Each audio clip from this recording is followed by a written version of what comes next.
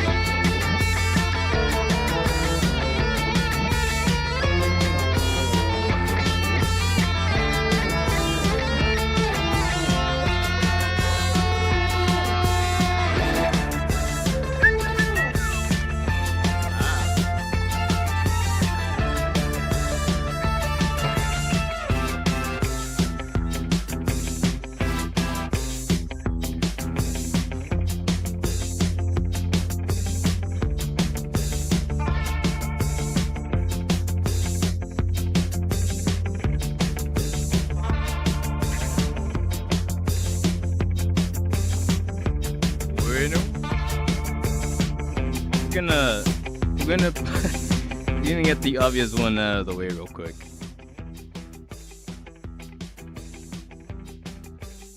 There's no YouTube Premium this week, so ads are up the ass, and I made that conscious choice specifically because it pissed me off, and then I remembered things weren't always like this. So for this one day, or we'll see how it works out in the future, I just didn't want to stress out about it more than I was about it today, hence for taking forever to get started. But just realized that it doesn't have to be like this. But let's go anyways. Ikimasho. So I have to make a conscious choice to like mute the fucking music buttons unless you guys want to hear ads about me.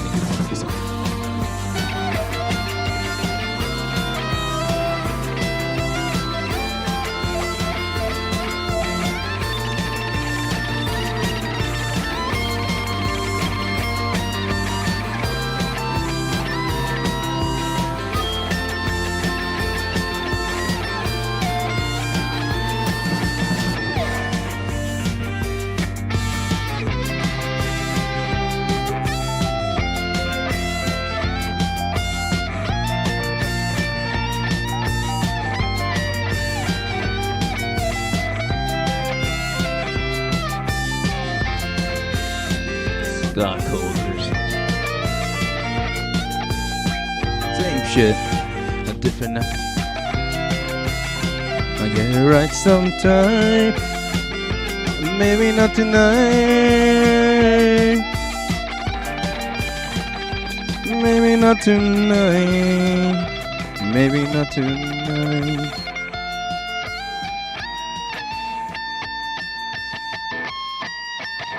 Pacifico is more than just like that. Fuck those guys. Anyways, but hey, it's a Sunday morning. It's a fun time, and it's gonna suck.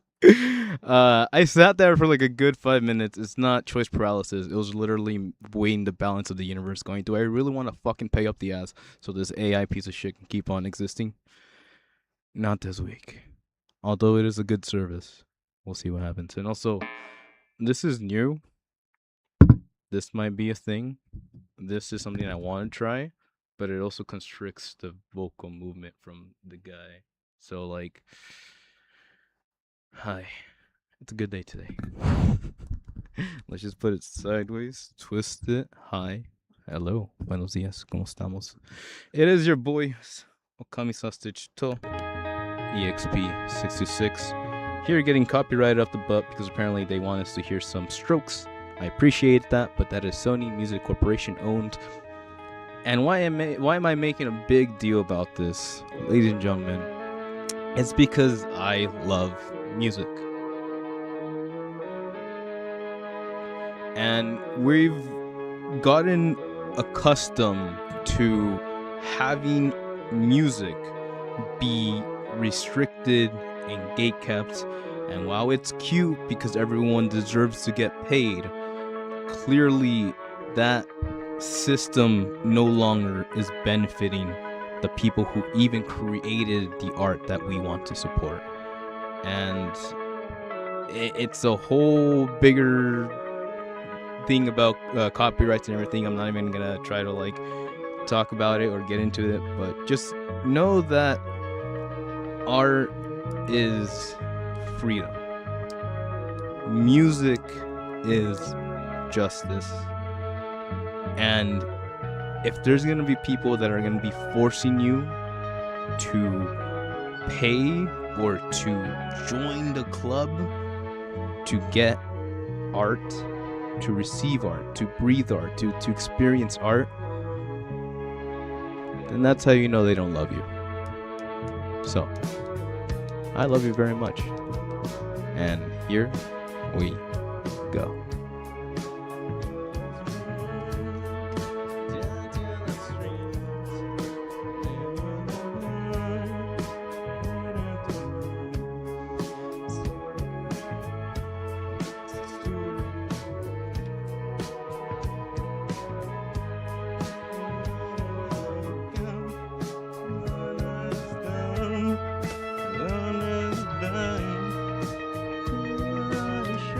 The Strokes is real, ladies and gentlemen. The Strokes is real.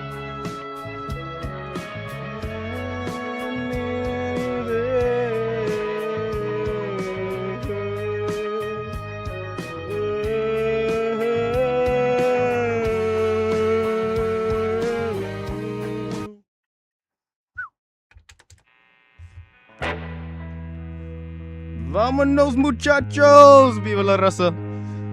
Believe in the dream. Holland may have. What is it? Yeah. No. We may have lost, but it's okay. No practice Santeria. I ain't got no crystal ball, but I had $1 million, but I spend it all, and I have no kind of Sancho that she found. I kept a poppin' Sancho, and I slapped her down. Well, I really wanna know, my baby. Well, I really wanna say I can't define. It's love that I need. Ooh, my soul will have to wait till I get back. Find a hyena of my own. Daddy's gonna love one and all. I feel the break, feel the break, feel the break, and I go live it up. Oh, and I swear that well, I really wanna know, my baby. Well, I really wanna say I can't define that love, make it go. Oh, my soul will have to.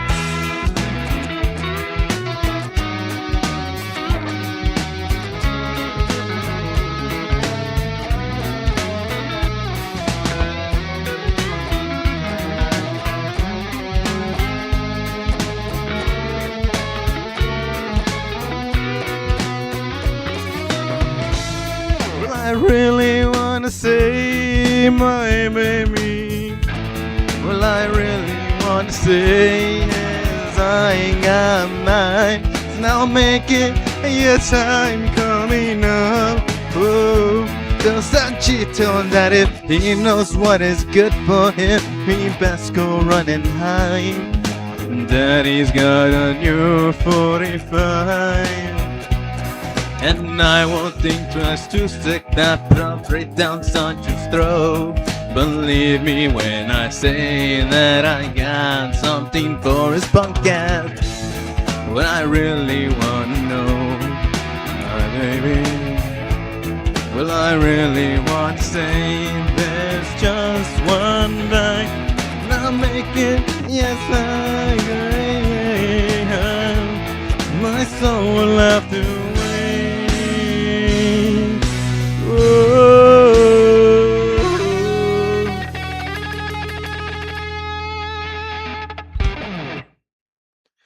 You know, oh, it's gonna add. Here you go. You know, it's great to like set up things, not stress out, but you know, perfectionist about things, and to start it and be like, yeah, let me switch up that real quick, and be like, oh, that's why we did that the first time. Fuck. It's okay, we're skipping the tab. Or we're skipping the ad. And going straight to the action. Ominous. Got one more. I'm excited. Oh shit. That's a Cable 3, I believe. Yes.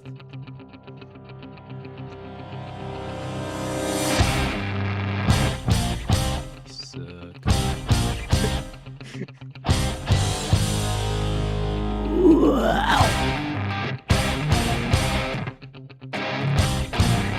Got it.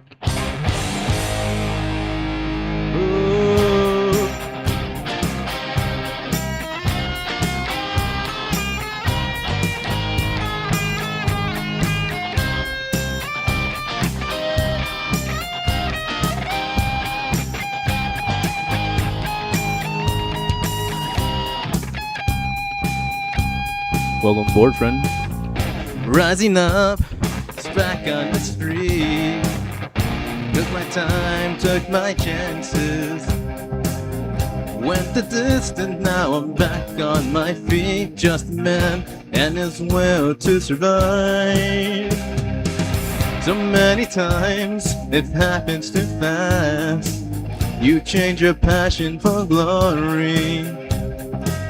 Don't lose your grip on the dreams of the past. You must fight just to keep them alive. It's the eye of the tiger, it's the pain of the fight. And I'll rising up until arrival.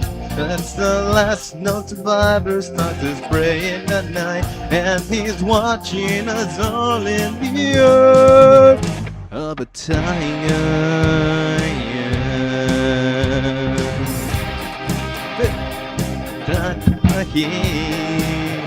Ain't tough, ain't hungry. Stack the odds till we take to the streets for the kill with the skill to survive. It's a tiger, it's the thrill of the fight, rising up to the challenge of our rivals. And the last known survivor stalks his prey in the night, and he's watching us all in the earth of a tiger.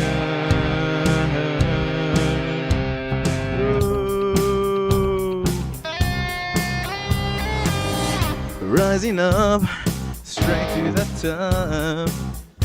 Have the guts, have the glory.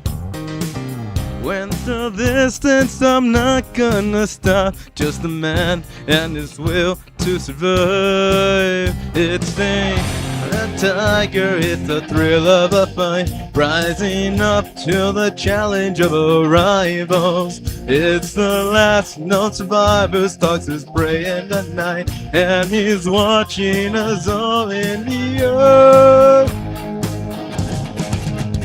of a tiger.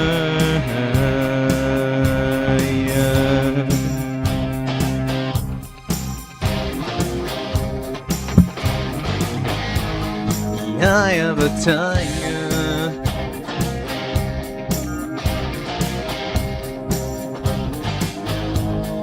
Eye of a tiger.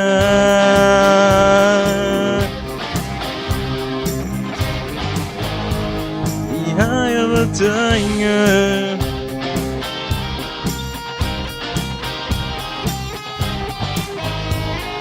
Eye of a tiger.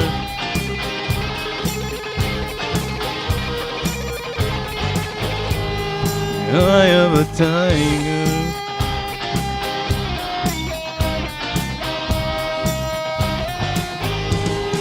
Eye of a tiger. Bueno, ads. Fuck you, I got you first. Anyways, ladies and gentlemen, that's pretty fun. We love music. Again, we love music. It's a gift. Anybody that can calculate an algorithmic rhythm in their brain that can quote unquote share or compose and or collaborate with that is a blessing, more than anything, more than whatever we can put our finger on. That is something that has been gifted through experiences, through passion, through heart, and That's no joke. So don't let anybody tell you you can't do that without paying a price or being part of the cool kids club. Exactly what I said. So, with all that being said, I'm gonna leave you in the capable hands of our super cool amigo over here as he regales us with the news of the week. So, very mucho excitement. Catch you guys all in the flip. Ciao. Matane.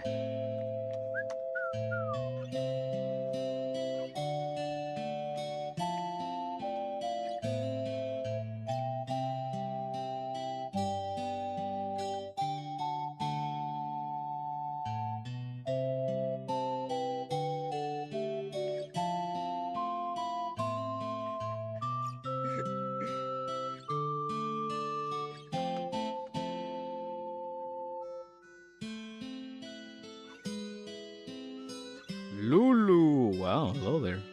Hi, the tiger, my dude. Yes, ladies and gentlemen, that did happen. Jump straight into freaking medieval.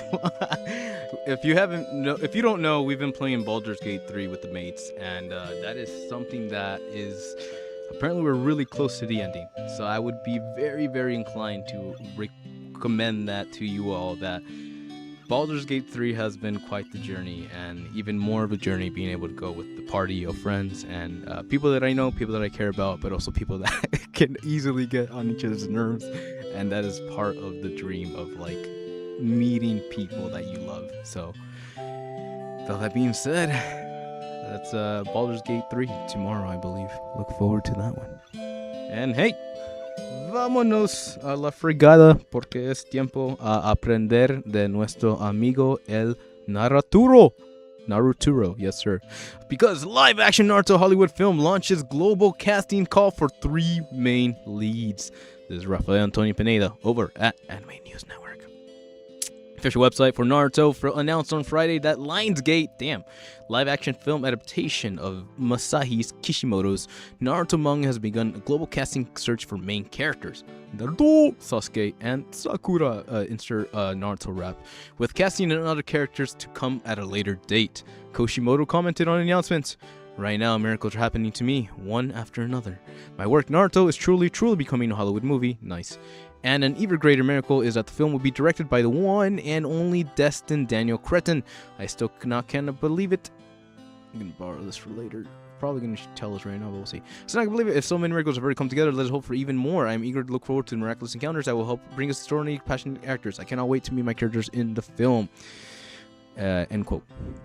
Destined Daniel Cretton, Shang-Chi, okay, there we go, Legends of the Ten Rings, is directing the film and is producing the film through his company Hisako alongside Jaehoon Moonford Arad Productions. Avid Arad, Ari Arad, and MEU as well as Jeremy Lachman are listed as producers. That's very, very good news right here. Entertainment News Variety reported on November that Susha Hao, Red Sonja Tomb Raider anime series, was working on a script for Lionsgate's live-action Naruto movie. The tracking board Hollywood News website reported in July 2015 that Lionsgate had closed rights to adapt the manga into a live-action film and was in talks with Michael Gracie, Great Showman, to direct Naruto and Boruto stage presentation at the Jump Festa event confirmed in 2016. That Lionsgate and Gracie were working on film. Original creator Kishimoto was involved in the production.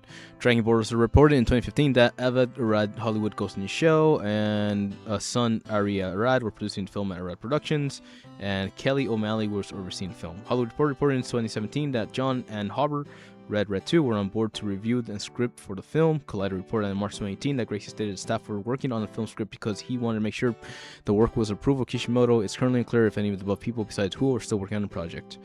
Kishimoto launched Ninja manga in Weekly Shonen in 1999 and ended the series in November 2014. Oof, fuck, man. Oof, fuck. I was there. 2014 was a year, my dude. Manga Naruto the Last was the best thing ever. The manga had Hinata's best girl. Swan to Naruto and Naruto Shippuden's television series and it's blah blah blah blah blah blah blah. Part 1 is all blah blah blah. Okay. TLDR.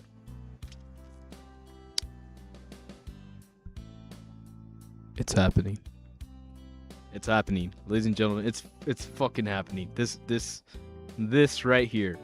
This is happening. This is it. This is the nexus point of anime Hollywood mainstream BS. Let's think. Number 1, Lionsgate is adapting this, meaning that John Wick prestige, yes, people who like kung fu, gun fu, creativity. All right, check. Number 2, Masashi Kishimoto is excited about this, meaning that there is genuine interest in manga writers wanting to become Hollywood adaptations. Meaning that, yes, Dragon Ball Z Evolution, sorry you had to sell that DVD or whatever, but that existed because someone wanted it to exist. No one's saying that that's what we wanted, but it existed. And that's just to show that there has to be more creators who, quote unquote, may have sat there thinking, writing, being like, man, I wonder if this could ever work as a Hollywood movie. And that's what we're getting there. Number 3, Daniel Destin Cretton, which we just learned, is Shang-Chi Legend of the Ten Rings director. Now, if you want to tell me why the fuck Marvel sucks in the year of our Lord 2026, it is simply because they had the balls, the fucking gal, to release Shang-Chi Legend of the Ten Rings. Make it a fucking good-ass film with choreography and everything to boot. And not do shit with that property for fuck Jesus, Mary and Joseph. If I could do something right now, I would do. But anyways, thank God this guy is finally getting some room to stretch out and do some work, because Lord knows the dumbasses at Marvel Productions do not know what the fuck they have on their hands. And that is a crime against humanitarianism. So, clearly stating, we are excited. This is kind of a big deal. Again, if okay, let's walk this back. If, let's say, Attack on Titan / Chainsaw Man were the first animes to quote unquote mainstream on Netflix, i.e. making your grandmother's little cousin go like, oh my god, have you seen this show on Netflix? And then we as the anime community were like, yeah we have. Why are you watching this? But that was the first nexus of making it mainstream. Going back, I would say Sword Art Online is what made streaming anime mainstream. I was there in 2012 when it happened. I actually got my Crunchyroll account solely because Sword Art Online was a simulcast during that time. And I believe that is when stuff started becoming more online streamable, quote unquote. Going back from there, if you sit on the toilet, shut the fuck up. Going back from sitting on the what? Going back from there, if you go all the way back, more than that, I would have to say that Naruto and the big three, Bleach, Naruto, One Piece, Inuyasha, the Adult Swim bracket, were probably the biggest inflection point of North America finally adapting to Japanese Japanese storytelling and mangas, which is where I, in the year of 2002, 2003, was introduced to Naruto through my next door neighbor, which, yes, again, he handed me a burnt CD and I just popped that into my PC and boom, Naruto v Sasuke fight. Holy shit, it was crazy. But yeah, man, so all that stuff just kind of happened, and it was, I would have to say that's when like it kind of became mainstream, because that's when America started adapting Japanese properties. Again, Adult Swim, we had Funimation who had dubbing on that, and it became big. You had Dragon Ball Z with all that time, and that's where I believe that we're at now. Our next inflection point. Sure, we've had a couple live action adaptations and all that, but I know Lionsgate, I believe, did the Saint Seiya live adaptation, and funny enough, I did see that in theaters. That's how fucking cool I am. But nobody was there. There was a couple of people there, but people, actually, a good handful of people were excited about it. But it's one of those things that a lot of people didn't even know that there was a live action adaptation of Saint Seiya, that I do believe was Hollywood produced. So that exists in this universe, and I'm pretty sure half the people are watching this didn't know that until now. So that just goes to show, like, these things have the potential.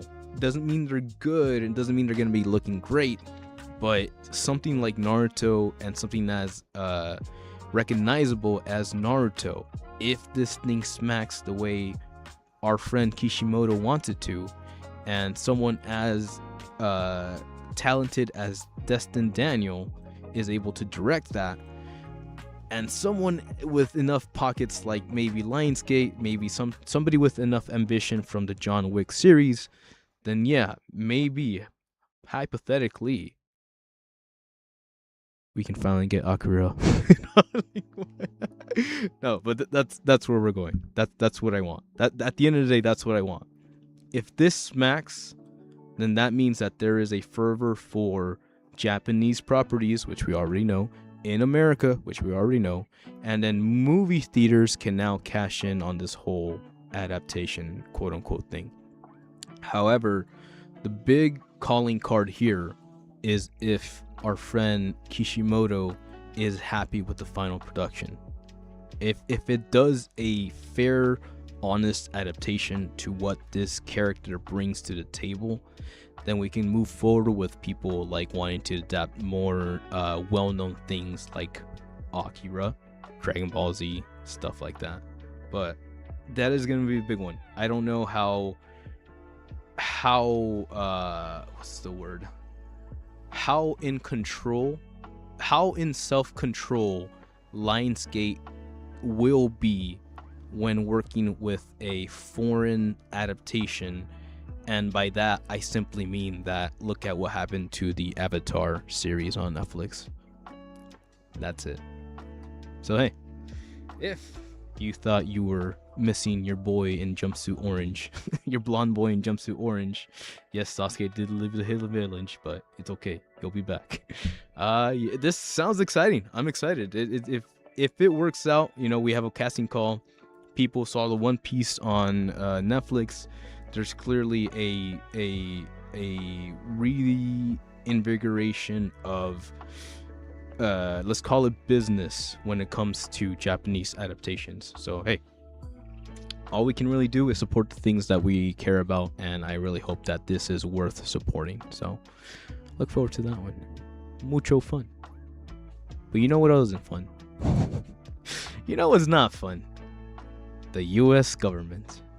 Because CEO Asha Sharma named as advisor to US Federal Reserve on jobs and productivity. Alrighty. But don't worry, it's not political. This is by Andy Robinson over at Video Games Chronicle. Xbox CEO Sharma has been named as advisor. Federal Reserve is the central banking system of the United States. On Thursday, announced that the leadership and objectives of its 5 task forces established to, quote, advance the conduct of monetary policy, end quote. Notably, Sharma was named one of 3 advisors to productivity and jobs task force, with the Federal Reserve says will be assessing, among other things, the impact of AI. According to news release, the task force will look at the, quote, economic impact of new general-purpose technologies, including artificial intelligence, to inform the Federal Reserve's policies judgment. Wow. End quote. Supported by Federal Reserve staff, the task forces will operate independently and with a mandate to follow the evidence, provide candid feedback, and produce rigorous findings for the Federal Open Market Committee. End quote. Okay. It's unclear how the appointments were made. Sharma, sorry, I'm hungry, is the only active CEO named of the 5 task forces. I'm still thinking of the Avengers. However, the former CEO of Walmart, Doug McKillian, will advise on the data. Fed appointments coincides with major job cuts at Xbox. All right. Sharma's appointment comes at the same week she has enacted sweeping layoffs across the Xbox business, initially impacting 1,600 jobs and stretching to 3,200 by the end of Microsoft's business year. States WARN notices began to reveal details of the cuts this weekend, including hundreds of jobs losses at the Elder Scrolls Online developer ZeniMax Online, and around 100 cuts of Doom Maker ID software. Prior to becoming Xbox CEO earlier this year, Shawarma served as president of Microsoft's core AI product. She also worked at Facebook as VP product of engineering and its messenger for Instagram direct products. This chick knows too much. Like, dead ass. This chick has been inside too many source codes. What the fuck? Quote, the Federal Reserve's committee is that price stability and maximum employment is unwavering, as is our resolve to pursue our mandate with rigor, said Chairman Kevin Warsh. Quote, the U.S. economy has changed significantly over the last generation, and never more so than right now. Each task force will carefully consider whether policymakers' means and methods and analytical tools and policy approaches can be improved upon. Quote, I am honored that the best minds from a range of the disciplines have agreed to work with us to sharpen our performance as an institution. The goal is straightforward, to ensure the Fed is best positioned to achieve our objectives in this consequential time. End quote. What the fuck? Okay. If there's any kids in the audience, please step aside. No.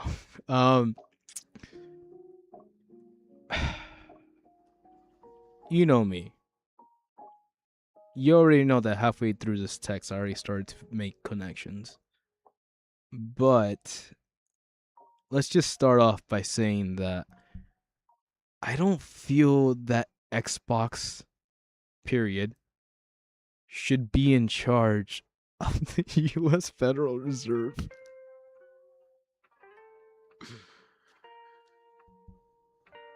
Like, what fucking coked out, methed out brain are you gonna fucking go? You know Xbox? You know how they're doing really good in the fucking video games division? Yeah. Let's put them... They're doing... Oh my god, I'm sorry.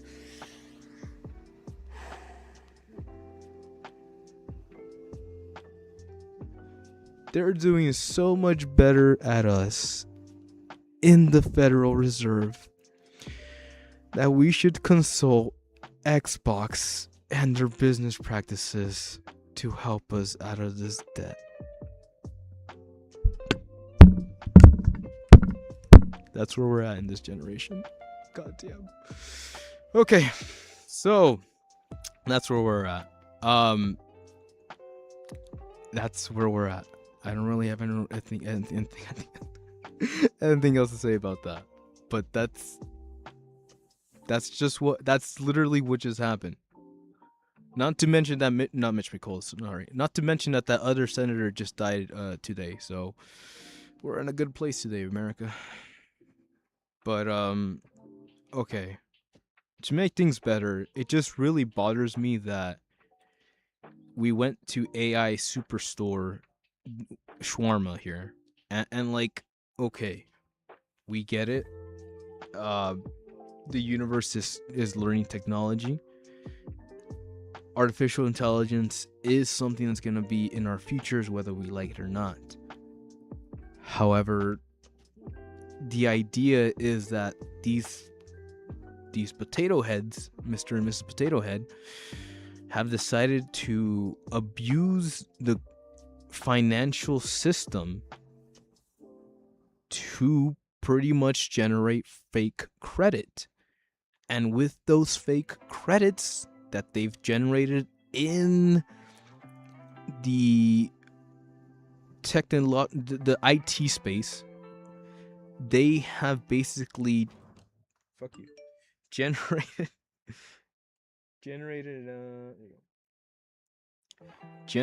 enough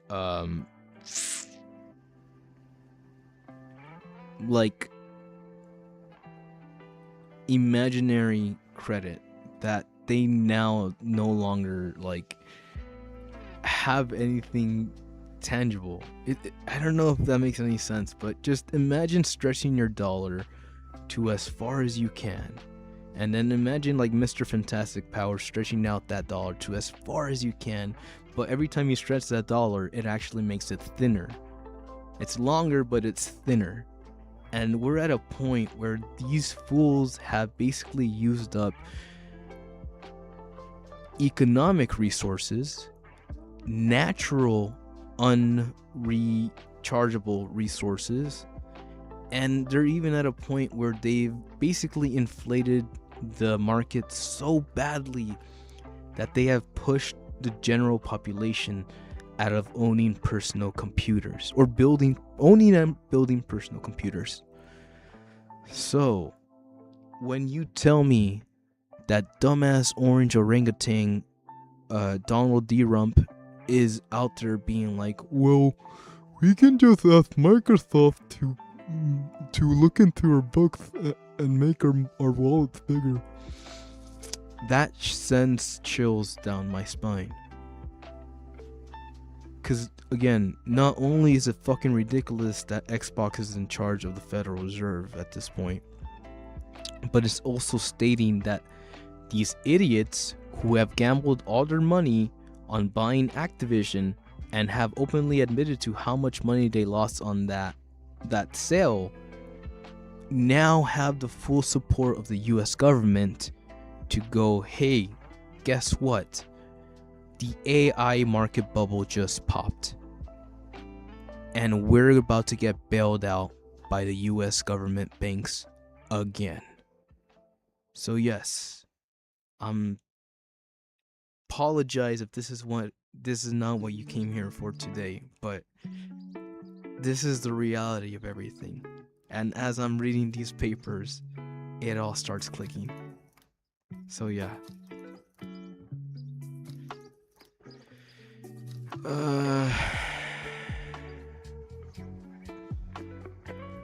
Saw something cute about this guy. There you go. Well, same company, huh? So let's stick with the mates over at the Video Games Chronicles. Beautiful reporting and a little bit of more detail on the Bethesda situation. What is it? Okay, cool. GameSpot.com, just kidding. Microsoft refused notions that foreign workers' visas were behind mass Xbox layoffs. You might be asking yourself, why did they lay off people? Was it for the money? Question mark. Probably. But Gabe Gerwin over at GameSpot.com has other things to say. Since news broke of Microsoft's recent round of mass layoffs, which affected 16,000 people immediately and will reach double that number over the next year, a number of reports claim that the mass approvals of foreign worker visas were behind the decision. Now, Microsoft Communications, led by Frank X. Shaw, what the fuck, man, has refuted what he calls, quote, bad information. In a Twitter post, Shaw saw that while there was Microsoft workers using H-1B visas, they are, quote, not specific to Xbox and representatives of a small percentage of Microsoft's overall workforce. And majority of roles impacted were non-American roles, end quote. Lots of bad information out there. Let's clear it up. Shut the fuck up, Frank. Whatever he said. Shaw's comments come after multiple conservative news outlets pointed out that Microsoft was approved for more than 222 HB1 visas this year. Fox News was told by Microsoft prior to publishing the story that H1B employees were also among those affected by layoffs. Recent Xbox layoffs were among the biggest we've ever seen in the gaming industry, alongside losing roughly 200% of the workforce. Microsoft has made a decision to separate from 5 studios. Those 2 Double Fine Compulsion Games will return operating as independent studios. Ninja Theory and Undead Labs, meanwhile, being sold to currently unknown buyer. Microsoft is currently reviewing options with Arcane for its sale or separation. It's probably the fucking Embracer Group as the unknown buyer. Studios that remain operational, unless it's Sony, were still heavily impacted by layoffs. However, among the worst hit, at least we know of, was id Software, which was roughly half its headcount, just as it launched its latest Doom, the Dark Ages expansion. So yeah, a little bit more detail into how exactly are they saving their money? Well, it's by selling everything that they spent their money with Activision buying. So again, you're telling me these fucking idiots are the same people in charge of the fucking US financial system? I'm saying we're fucked. So there's that. Do I believe this guy? Nope, not at all. Do I feel like the government is slowly getting closer and closer to my throat each and every week? You'd be surprised. He's got some battle scars, dude. But it's just the idea that if you're telling me that these guys are in bed with the government and you're telling me who the government is, then I know that I don't give a fuck about whoever is fucking saying anything. You know that I've seen people be abused in the streets, and that shit ain't right. But since everybody getting abused isn't personal and that doesn't tickle everybody's feather caps, let's get personal. because Bethesda union confirms Xbox layoff protest. Quote, we won't quietly disappear. Okay, this is by Andy Robertson over at the Video Game News. Video Game Chronicle. Yep. Bethesda Game Studios union workers are planning to protest outside its 4 studio locations next week in response to layoff nearly 450 of its members across ZeniMax. On BGS, the CWA affiliated Bethesda Game Studios union is planning to protest outside Bethesda offices located in Montreal, Rockville, Maryland, and Austin on July 15th. It said that is on Wednesday. Monday, Tuesday, Wednesday. Yes, I'm great at math. Protest follows 440 union members' job cuts across Bethesda and ZeniMax this week, including 100 layoffs of Doom Maker ID Software and more than 200 at Elder Scrolls Studios Online, ZeniMax Online. In a statement, one BGS said via Kotaku, quote, it wants to show Xbox management, quote, we mean business, so that they will think twice before ever attempting something like this again, end quote. Quote, the company wants us to accept this as a done deal and quietly disappear. It said, quote, we won't let that happen. Our next steps are to mobilize. We need every single member visible and unified. And to that end, we are announcing our Save Our Devs March across all studios on Wednesday, July 15th. Let's fucking go. It was Wednesday, but let's fucking go. Quote, we need to show management right now that we mean business, so they will properly take care of our fellow coworkers today and think twice before ever attempting something like this again. Stay strong, look out for one another, and we will look forward to seeing us all march together on the 15th. That is fucking beautiful. In an email obtained by game developers, one GBS said that the game Microsoft was legally required to sit down with its for effects bargaining. Quote, this means we have the right to negotiate exactly how these layoffs impact our people. We are heading to the table to fight for every single affected worker, it said. We are going to be demanding and preferential transfers to force Microsoft to place affected BGS workers into open roles across Xbox and Microsoft first, stronger severance, and extended healthcare to ensure no one is financially abandoned, as well as recall rights to ensure our laid-off members are first ones hired back when BGS expands. Bethesda and ZeniMax cuts were part of sweeping layoffs across Xbox business and says its initial impact 16,000 jobs and stretched to 32,000 by the end of Microsoft's business year. Xbox intends to sell off or release 5 studios, but has announced no plans for closure or game cancellations, as had been feared following the earlier online reports. According to Bloomberg, Bethesda is set to undergo a significant overhaul and will pivot to focus its biggest franchises: Fallout, Elder Scrolls, Doom, Quake, and Wolfenstein. So, in case you thought things were great, that's the new people in charge of the U.S. financial system. May Lord have mercy on our pitiful souls. So yeah, when the AI markets get bailed out by the government, which is led by Microsoft, and when these poor people, okay, let's not say when, because let me not be an asshole as much as I feel. If these poor people are out there, are out there unionizing, protesting, doing their damn American right, and then all of just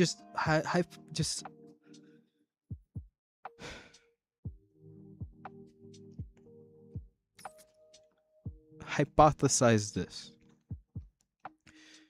If these people go out there and they start protesting, they start putting up signs, they start, yelling, they start chanting, they start doing their thing, and then we're all supportive of them, right? We want games to be developed by people who love making games.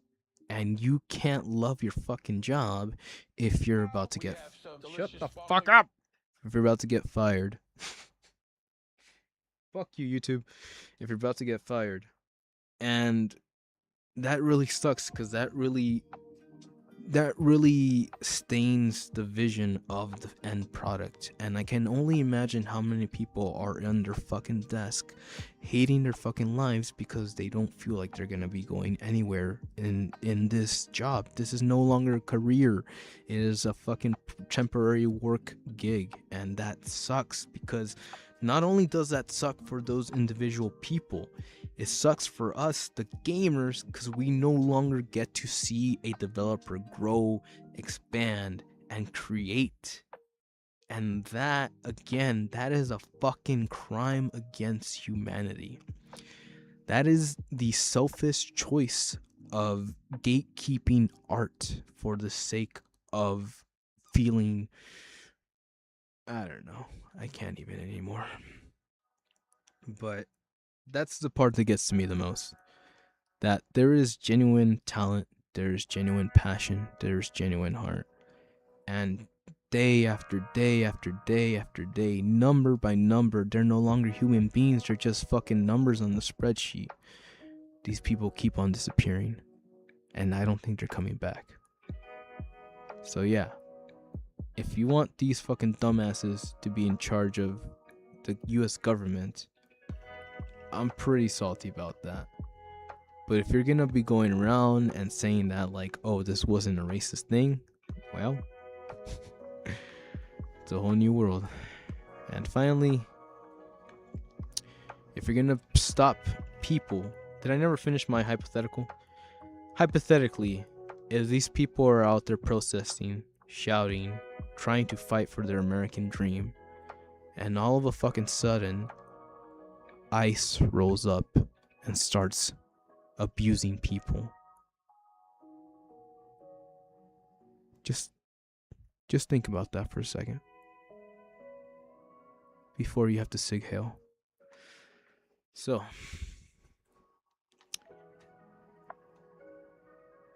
something happened last week. A lot of things happened last week. And one of them being Anime Expo in Los Angeles. Ladies and gentlemen, Anime Expo sets new record of 422,000 turnstile attendees. This is by Crystal Hodgkins over at Anime News Network. Society for Promotion of Japanese Animation, the organizer of AX, announced on Friday that this year's 4-day event had a record turnstile attendance of more than in more than 65 countries, an increase from last year's 4,100. Turnstile attendance. Turnstile attendance is the number of attendees on each day added together, so if a person who uses 4-day pass is counted 4 times. Stated this year's event had an estimated economic impact of more than 11.5 million, an increase from estimated 11.10 million last year. This year's event marked the event's 35th anniversary. AX 2017 will be held again at the Convention Center and will take place at 2 through 5, Friday through Monday. Stated credentials for the event will go on sale early next year. AX 2016 was held in Convention Center 2 to 5, Thursday through Sunday. It was also held in other venues such as Crypto Arena, Noble Peacock Place, Live, and Figueroa Street. A list of announcements can be found here. Yes, sir, Ritos. So the big one. Yes, the big one. Anime Expo. Yes, we were there. Yes, we enjoyed. Yes, we were drunk. And like, it's hard for me, someone who has been doing this shit since like 2012, to like, you know, be like, oh, you gotta go, you gotta be there, you know, like, normalization is a thing, but for someone like me, it's less of like, oh yeah, I'm there and I'm used to it, blah blah. It's less of a normalization, and it's more of a like a I expect things to go wrong. I expect to not make it in time. I expect things to sell out. I expect Moore's law, I guess. And what that does for that weekend is that it really lowers the bar for most expectations. And that allows me to show up late. That allows me to show up drunk. That allows me to show up happy and not be bummed out when things are no longer there. So it's a weird way of being alive, but AX is my ultimate vacation time, meaning that I am not stressed. Yes, there are panels that I probably would have wanted to go to. Yes, there are places that were quote unquote closed off because there was a lot of construction this year, which really messed up the flow of traffic and just the way of how one sort of approaches the situation.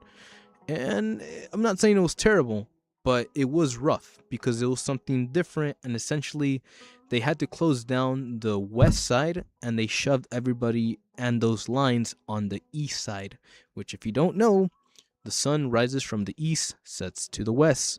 So those people in line were basically straight up standing in the sun, as opposed to normally lining up on the west side, which has the big building giving people shade while they're in line. So if anyone tells you that they didn't think this through, That is wrong. What did happen is that there was a shitload of people, and I think they keep on overcapping this event. However, they did make a conscious effort to try to make things work out, i.e., as represented by having the Crypto Arena, the Novo Peacock Palace Place, and LA Live hold special big events, which was interesting. I've been to all those places individually before.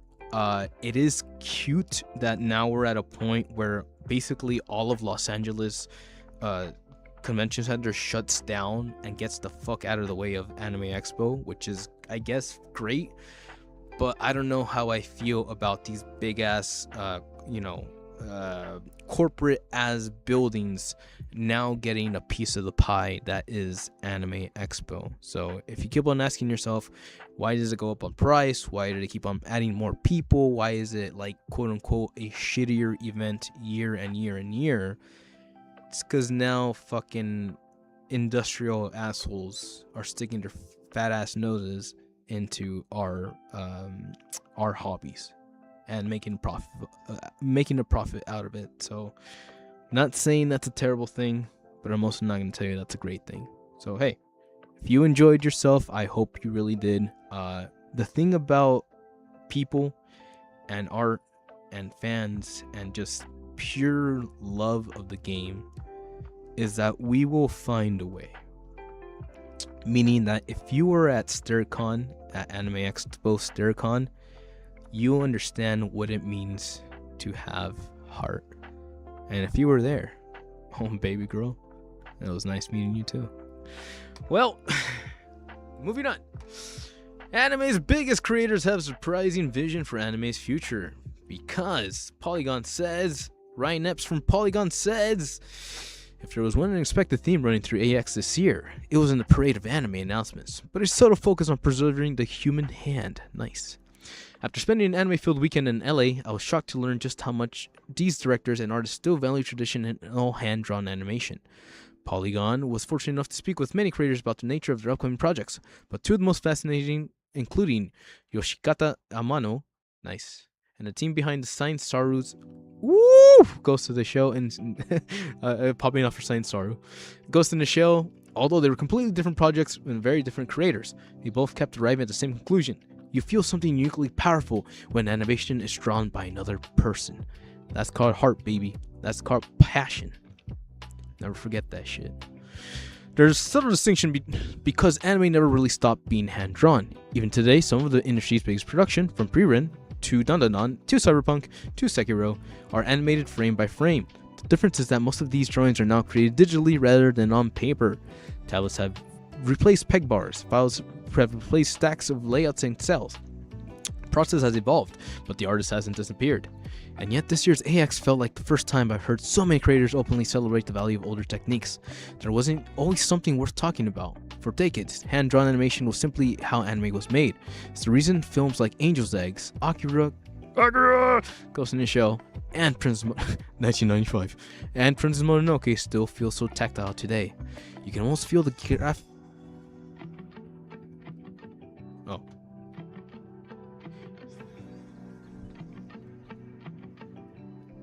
What's making noise? This guy, right? There you go. You can almost feel... Where is it? Let's just watch this real quick. It looks like Black Clover. That looks like Angel's Egg. Damn. That looks like me. Ah, you got the ponytail and everything. And the shitty eyesight.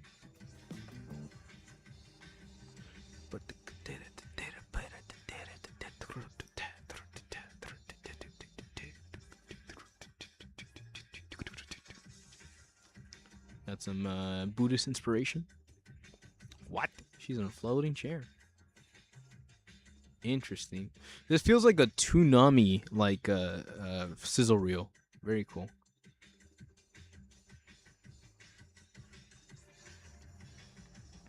Bueno. This is just me with a tank top on, bro. Not like this.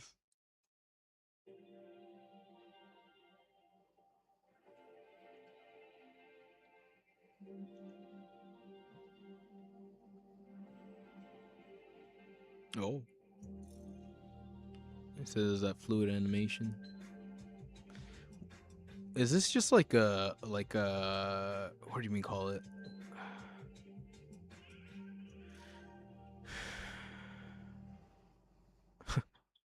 It's just a concept board, yeah.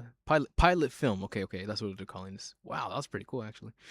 Peg bars, but the artist hasn't disappeared, and yet this year's anime fully you can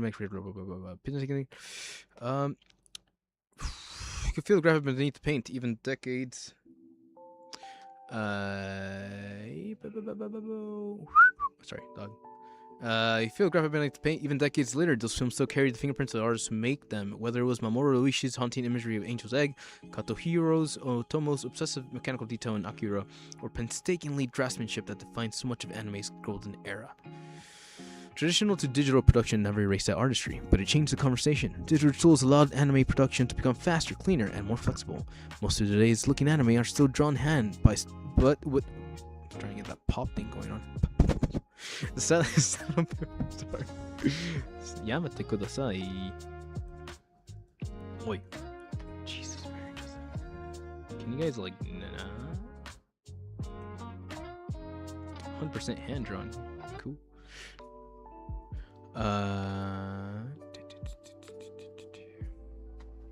Tools and that's why when return to hand animation convention paper supply with on still feel the artist and artist behind the work. Okay, this is important actually. The traditional production never erased that artistry, but it changed the conversation. Digital tools allowed anime production to become faster, cleaner, and more flexible. Most of today's best-looking anime are still drawn by hand, just with a stylus instead of a pencil. That's why this isn't quite a return to hand-drawn animation. The real conversation isn't about paper versus tablet. It's about whether audiences can still feel the artist and the artistry behind the work, and how that might feel different depending on the techniques used to create it. Amano thinks this audiences can perceive the subtle differences. When asked what was worth protecting about the human touch in an age of increasingly defined AI-generated art, his answer wasn't about technology at all. AI cannot create 0 to 1, he said. It is only a tool. Only humans can create the original. Yeesh. Later, I asked whether preserving imperfection was an important philosophy behind Zen, Amano's long overdue anime that's still years from completion. Again, Amano shifted away from the technical side of animation towards something much more philosophical. Those imperfections, he explained, are an extension of humanity itself. They aren't flaws to be erased, but the very essence of what makes us human. That same philosophy surfaced again while speaking with the creative team behind Ghost in the Shell. Rather than luring into every new production of technique available, Moko-chan and executive animation studio Handa explained that the series intentionally relied on older methods. Quote, "We didn't use modern technology," Moko-chan said, "mainly just hand-drawn." The reason wasn't nostalgia, but thematic. Since Ghost in the Shell was always explored what it means to be human, Momoko-chan felt the animation itself should reflect that idea. The team wanted to focus on the movement of real bodies on subtle physical details, and what he described was, quote, human analog style. That immediately brought me back to 2025's Virgin Punk's Clockwork Girl. Watching Yasunori Sumit's 35-minute showcase of astonishingly draftsmanship, I remember thinking less about the action itself and more about how visible the artist feels in every frame. Exaggerated poses, every possible fluid cut, every tiny flourish carried Umetsu's personality. You aren't just watching characters move, but literally watching an animator draw. Maybe that's what makes Amano's observation so fascinating. Despite hand-drawn animation being described as expensive and impractical, he leaves demanding for its actual growing, particularly among younger audiences encountering the first time. To them, he suggested, hand-drawn anime isn't old, but something new. It's reminiscent of the recent trend to buck digital music in favor of vinyl, with supporters claiming the latter offers a more lively and warmer feeling. But there's also the physicality of it. Like hand-drawn anime, listening to vinyl requires a bit of that friction. In our contemporary selves tend to hate the needle hitting groove hissing before a song plays, having to get up and change every new album. Still, Amano's thinking is surprising given how Gen Z reacts. We tend to assume younger viewers raised on TikTok and YouTube Shorts have endlessly polished digital media would gravitate towards whatever is newest. But perhaps the opposite is true. Many visual craftsmanship have become novel precisely because so much of our entertainment feels frictionless. Maybe audiences aren't responding to paper itself, but to that unnamed feeling of another human being being really crafted on what's on screen. Whether Zen or Ghost in the Shell or Virgin Bug represent the beginning of a larger movement is impossible to say. But after spending a weekend hearing creators return the same ideas as perfections and craftsmanships, it's difficult to dismiss them as coincidence. Anime has always been built upon drawings. What stuck me most at Anime Expo was the suggestion that the industry was going backwards. It was a reminder that even as technology continues to reshape animation, some of its most celebrated artists still believe the human hand is the medium's greatest special effect. Bam! Damn! That's some good ass fucking writing right there. Jesus, Mary and Joseph. By Ryan Epps, ladies and gentlemen. But yeah, definitely hitting the nail on the head. I think it's great. Obviously, technology is cool. It's fun. We're able to indulge ourselves in what we can create. But the minute that we start losing ourselves in the creation rather than creating, that's when we lose the whole point. And I feel like I do believe that we're at a point that we want to lean on easy things, the easiest return with the least effort, and that involves using fake minds to create less than valuable products.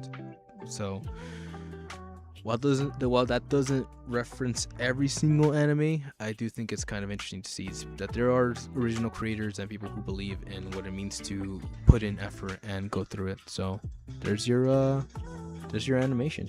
There's your trial. Pretty cool. But speaking of rejection of AI, I'm so glad I planned this out. You know what I mean? The Odyssey director Christopher Nolan says AI slop is being utterly rejected by younger audiences. This is by Michael Krepp over at IGN. Odyssey director Christopher Nolan has offered his thoughts on the media and harsh judgment of AI slop from younger audiences.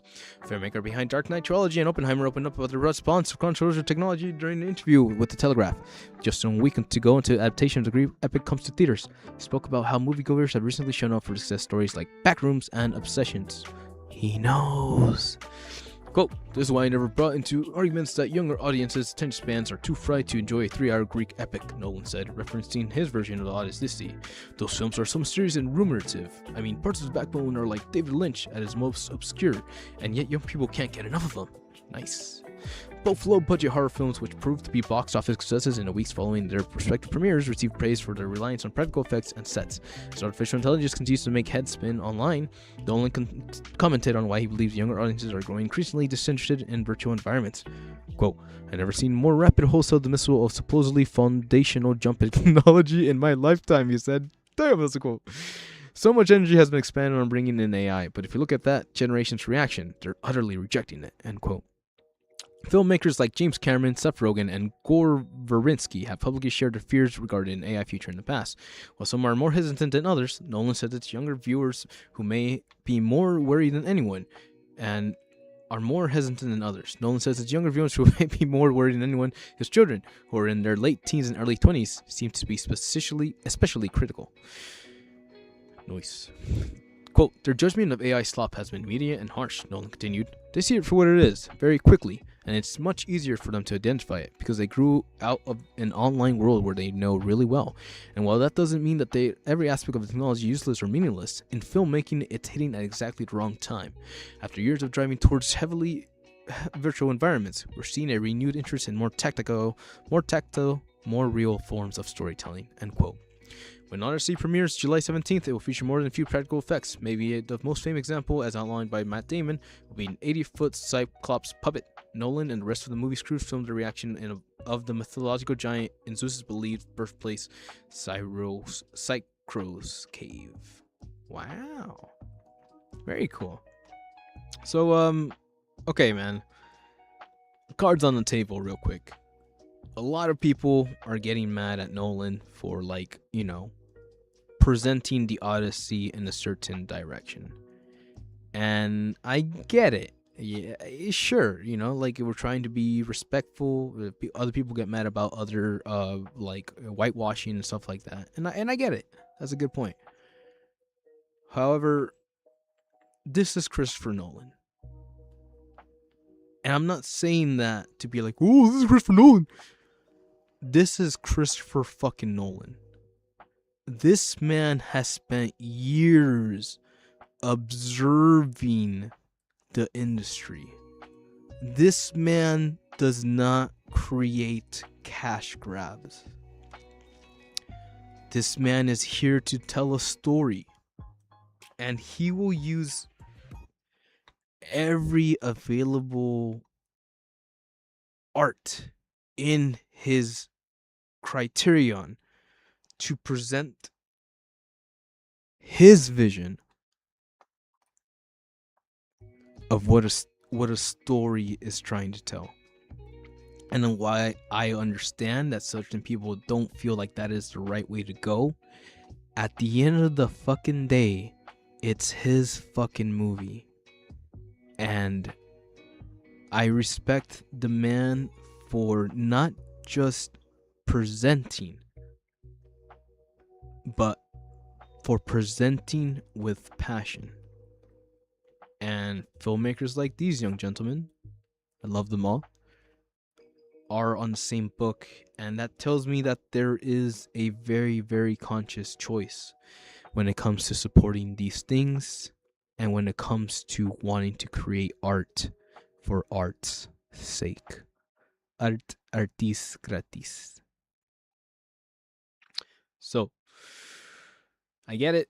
A little bit weird that we have certain people in certain roles, but at the end of the day, I do believe that this man is not looking at fucking skin tones or races or whatever have you. He's clearly and solely looking at the eye of the beholder and the art and the passion that they're bringing to the project and to that role. And that is what's worth showcasing. So, let's talk about something that did not give a fuck. Let's see which one's shorter. Away. Alright, cool. Here we go. Disney is now straight up lying about Moana being the #1 movie in the world. This is by George Foster over at The Gamer. Disney is trying to bury its head in sand like hey about the live-action Moana remake, and it's now claiming that it's the #1 movie in the world and beloved by audiences worldwide. Honestly, I saw that commercial and I was like, who the fuck is saying that? It wouldn't be a stretch to say that Disney has made some controversial crash-grabbing decisions when it comes to its movies over the past few years. An easily the word example of this is its live-action remakes from Lion King to Cinderella to Beauty and the Beast and Dumbo. Disney has been going all in on lazily reviving and remaking many of its classic movies. For some time, Lion King seemed like the most egregious example of Disney's live-action remakes, but that all changed with the recent release of Moana, which literally does nothing new and even brings back Dwayne Johnson for the exact same role. Unsurprisingly, reviews have been very negative, but Disney is hoping that most people just won't pay attention to all that. Alright. It says remakes #1 despite all for reason. Earlier this week, official Disney Studios Twitter account shared an advert from Moana that claims that it is beloved by audiences worldwide, and it is now the #1 movie in the world. Original Moana is absolutely huge, so this would be easy to believe if it weren't for the awful critical reviews and reported box office numbers. Oh my god.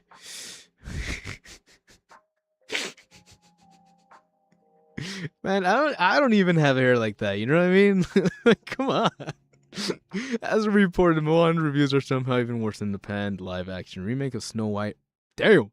Early reports from Deadline have suggested that the box office results so far are, quote, disappointing, set to land in the 42 mil to 46 range.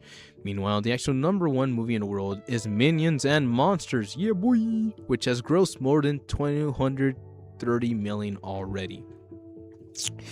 It's not clear what Disney's trying to pull here beyond getting more people to go see Moana, but Twitter is having none of it and has actively been calling out its claims for what it is. All of the top comments are in pointing out poor review scores and off-explained numbers, leading to the post to go viral in the worst way and likely ended up drawing more attention to how it's actually doing. Damn. And it's not the first time Disney has done something like this. I can't remember exactly what happened, but I do remember that Demon Slayer, the animated movie, was in theaters, right? And that shit sold out so hard. And then they had another Disney movie that came in between that time. And Disney released a trailer saying that, oh, the #1 animated movie in US or whatever. And no, that was clearly Demon Slayer by a long shot. So it's not their first time lying to the people. Take that for what you will. Again, like I take that for what you will. They're just out there trying to sell more seats. But color me not content or comfortable taking my child. I don't have a child. Taking my child to go see a movie where the producers are irreverent to the truth of the matter. So yeah, Disney kids, am I right? That being said, so listen, I don't really talk about these things just because like it's whatever, right? You show up, you're there, you sometimes you're on the side of the road and then you see 3D glasses and then you're like, you know what, this is it, and then you walk into the movie. You stand in the hallway because you don't want to disturb the little kids watching their cool movie. Just let them be. You don't have to bother them.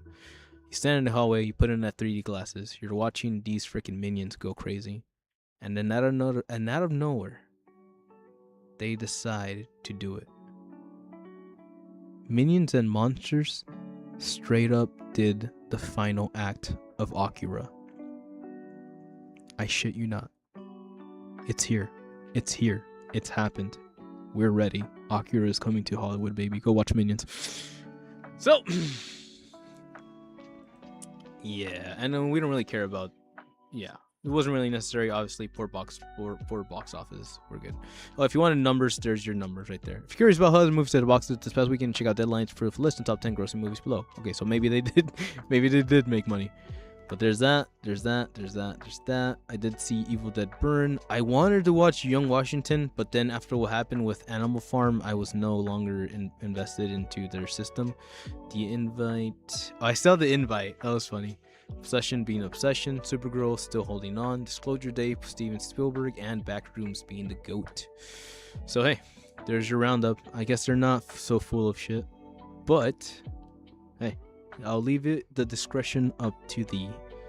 If you like live action movies, that's fine. But like, I went in, I saw Lilo and Stitch live action, and I just came out of that going like, I can't believe they look how they massacred my son. You know, dead ass. That's my little boy right there. That was me. That was me. I was Stitch in high school, in middle school and high school. So that being said, how about we actually discuss something worth respecting? Because the Visual Effects Society inducts Godzilla's Ishihiro Honda Tomoyuki Tanaka into Hall of Fame. This is Adriana Hazra over at Anime News Network. Visual Effects Society announced on Wednesday that it would promiscuously induct Japanese filmmaker Ishiro Honda and producer Tomoyuki Tanaka into its Hall of Fame. I needed to reset myself, you know.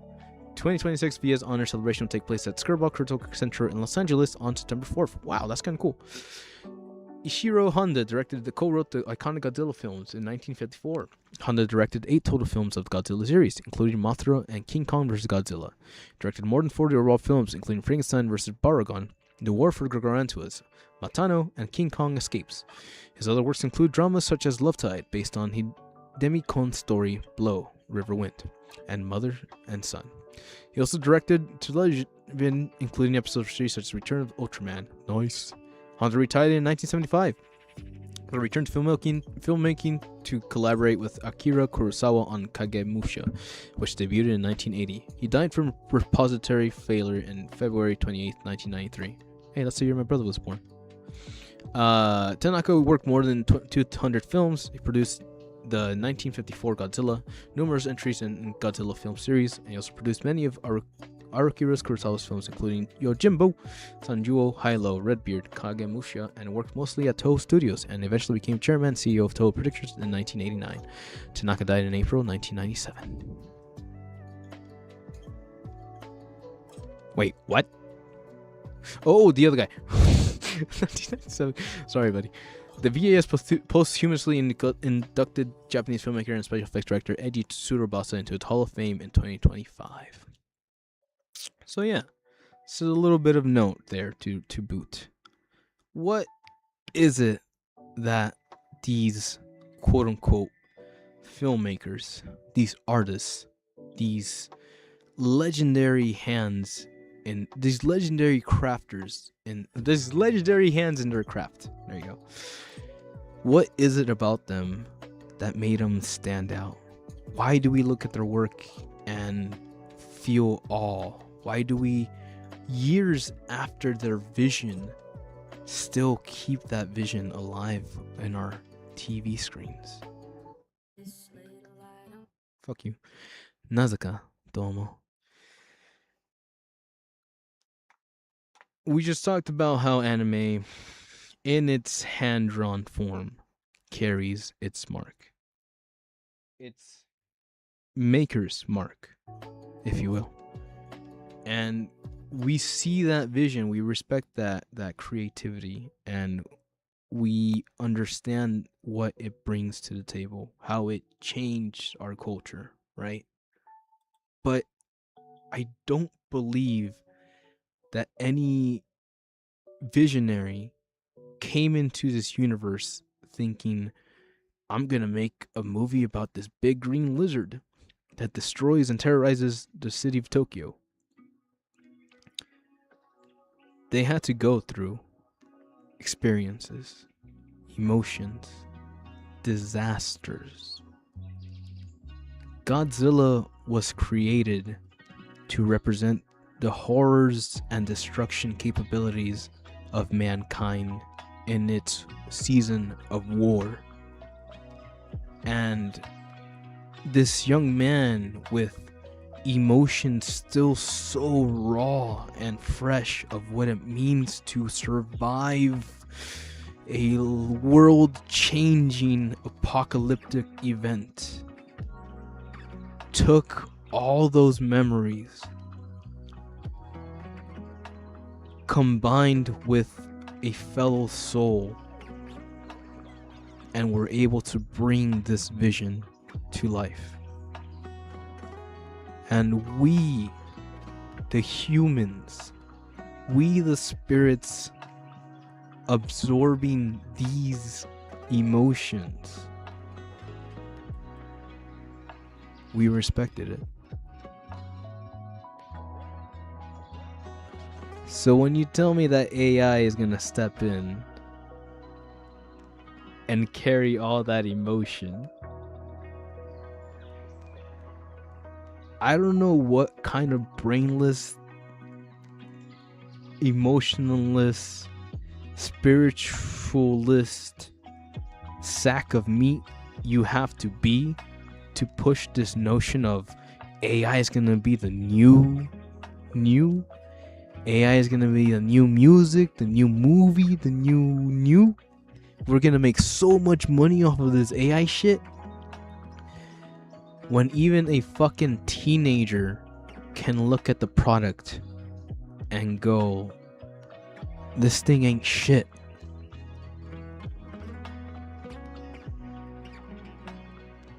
But yet, our US government has decided that AI is the best way to finance our manage our finances, which is not completely untrue, but at the same time, that's not what we're talking about right now.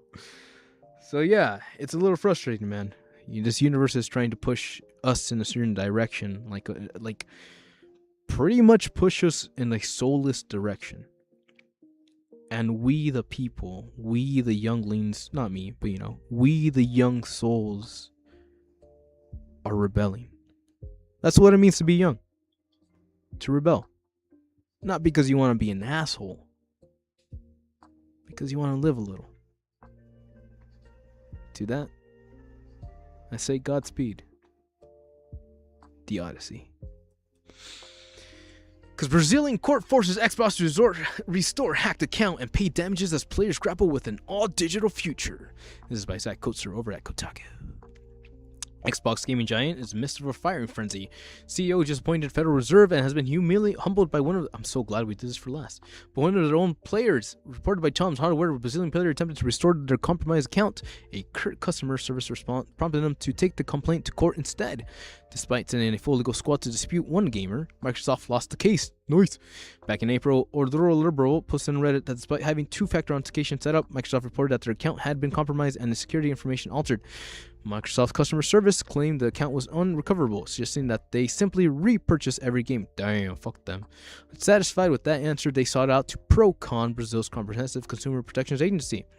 In a short time, it appears Ordo Liberal won the court case. Using all the corresponding emails and supportive tickets, the court decided that they were obviously the original owner of the account and that Microsoft knew this despite proving the useful information to kick rocks.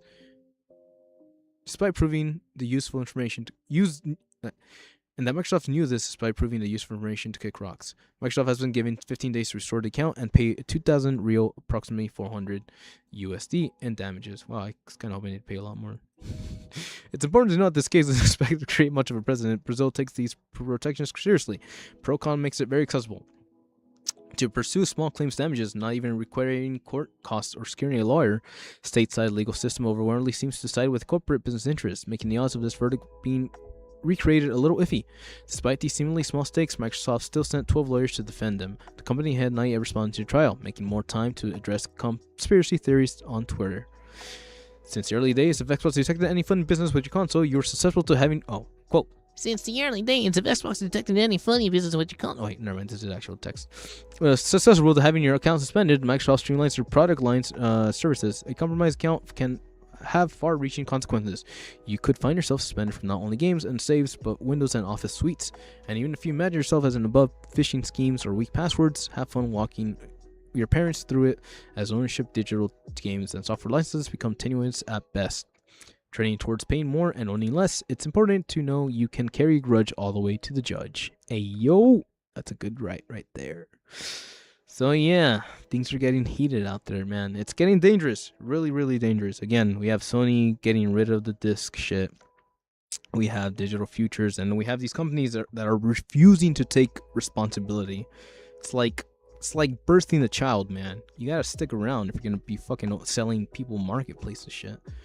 So yeah, it's... Again, I low-key thought they'd get a bit more money out of it. You could probably even include like emotional damages or whatever to your pay or whatever.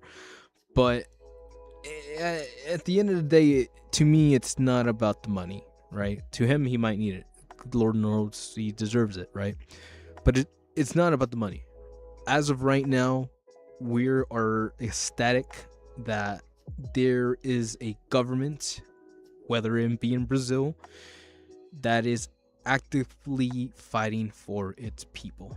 And this is a win for every gamer everywhere that has ever bought in a game online digitally. So it's not political,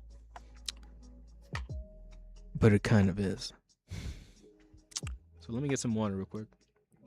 But shit. Did I throw out the water bottles?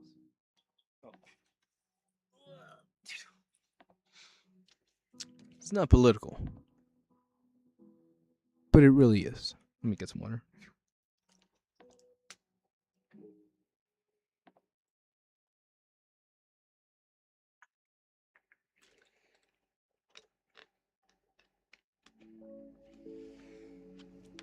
Very nice.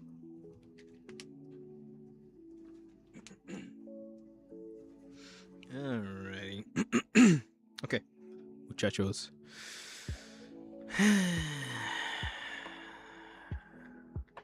I've been sitting on this one for a while. Sony's no more disc debacle was inevitable, but the worst is yet to come. It is by Claire Lewis at GameStop.com. Well, it finally happened. Sony has announced that PlayStation disc production will come to an end by 2028, which subsequently creates the implication that the future PS6 console will be digital only. Naturally, a lot of folks are upset by this, and I'm certainly among them. But I can't really say I'm surprised. I'm a PlayStation girl through and through. It's kind of hot. But here's what they're sorry, this is coming from a guy with a fucking sacred symbols tattoo, okay? You'll have to excuse me. But after buying the console at launch, I'll still have to own a few physical PS5 discs. The vast majority of my PS5 collection is digitally, largely because I'm too patient to wait for a copy to arrive in the mail, or to check out in GameStop and buy one. Girl, need someone to go out for you? No, okay, I'm gonna stop now.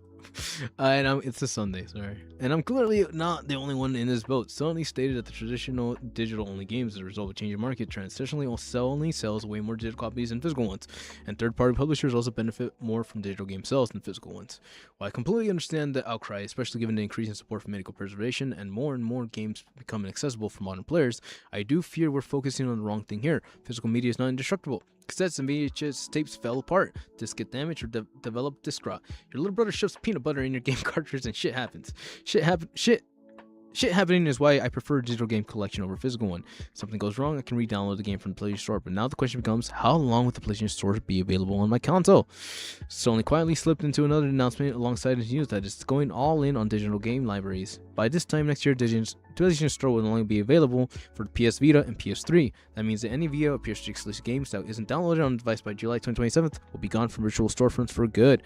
If you can somehow find a physical disc of these games later on, you will still be able to play them on Vita or PS3. But unless Sony works to make those physical discs playable on current gen consoles or ports the digital copies on the games to the current PlayStation virtual storefront, it'll be hard to find and play them. Problem isn't digital games themselves, but the fact that to move digital only forces players to rely solely on only Sony's goodwill when it comes to making sure the games they paid for are still playable. We've already seen this happen with Nintendo. In March 2023, Nintendo killed the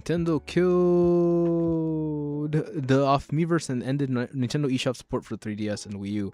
If you say you're a Zelda fan looking to replay all these games for the remake of The Legends of Ocarina of Time comes out, you're a bit screwed. When it comes to getting your hands on the Wind Waker HD and Twilight Princess HD, both games are only available on the Wii U. Yep, still no Switch port for the third best-selling Zelda title ever released. And with the eShop inaccessible, your only choice is to find a physical copy on the game on eBay. Physical copies of Twilight Princess are going for over $100. Nintendo, its most likely physical games, refuse to keep some of its iconic titles playable. What hope do PlayStation users have? Furthermore, what is this going to do to the PlayStation 6? I'm assuming backwards compatibility is off the table since this thing presumably won't have disk drive, so your physical games will remain playable only on PS5. Speaking on the 5, disk drive version of the console is cheaper than the standard version, but somehow I don't get the feeling that players will be rejoicing in the streets when Sony finally announces the price of the PS6, though I'm sure Sony will only have some excuse why this presumably diskless console needs to cost an exorbitant amount of money. I'm also curious about how much storage it will have. As it stands, I frequently have to remove games from PS5 to make room for new titles. I'm interested to see if the PS6 will come with extra storage space needed to support all digital game library, or if Sony will simply encourage users to purchase additional hard drive to store all the games in. With the cost of SSDs shooting skyward as a result of AI use, there's a very high unlikelihood that the price of Sony's next console will be downright eye-watering if it does include enough storage for an exclusively digital game collection. But at the end of the day, the big question isn't how much Sony's console will cost, it's how much storage will it have, or how often games licenses will need to be checked. The real question is how long Sony plans to keep the PlayStation Store online for both PS5 and 6. What plans, if any, it has to ensure games that our players have purchased remain accessible. There's even a bigger question: how long are lawmakers going to wait around while this gaming giants restrict customer access to items they rightfully have purchased? With Sony's move to an all-digital company that has effectively assumed complete control over every title's pricing, no more Black Friday deals on Amazon, and gone is the ability to pick up a game pre-owned. Surely, the corporate control has to stop somewhere, right? And in all uncertainty, one thing is painfully clear: the amazing content of Sony's iconic official PlayStation used games instructional video no longer apply. And that is Claire Lewis. She's kind of cute, yo. She's a Cyberpunk fan. Damn, Claire, hit me up. I motorcycle to my GameStops. I make an event every time a new game comes out. So yeah, she says a lot of things that we kind of already knew, but it's good to hear it from a different person. This is it. And not Michael Jackson's This Is It. This is it. This is the shit that I've been saying, that like I don't know how much time we're gonna have. I don't know like how expensive things were gonna be. I didn't know what it was that was happening, but I felt the ground shaking beneath us back in 2014. And back in 2014, while we were still having fun with God of War and the PS4, it really felt like things were changing for the worse. And I will say this till the day I die: Sony selling their PlayStation headquarters from Japan to San Francisco San Jose, California, is the worst thing that ever happened to PlayStation, because they stopped being PlayStation. They stopped being those people with the personal touch, Japanese touch, and then they became the market shills that we know today. So this is coming from a guy that has a PlayStation tattoo on his left tricep. People change, things change, and it's great that we're able to celebrate them while they exist. But if you love something, if you truly love something, you want to make sure you can still hold it in the future. So stay physical. You know, I buy games digital all the time. Well, not anymore. I don't think I've bought a digital game in the past year or year and a half. Oh, well, actually, no.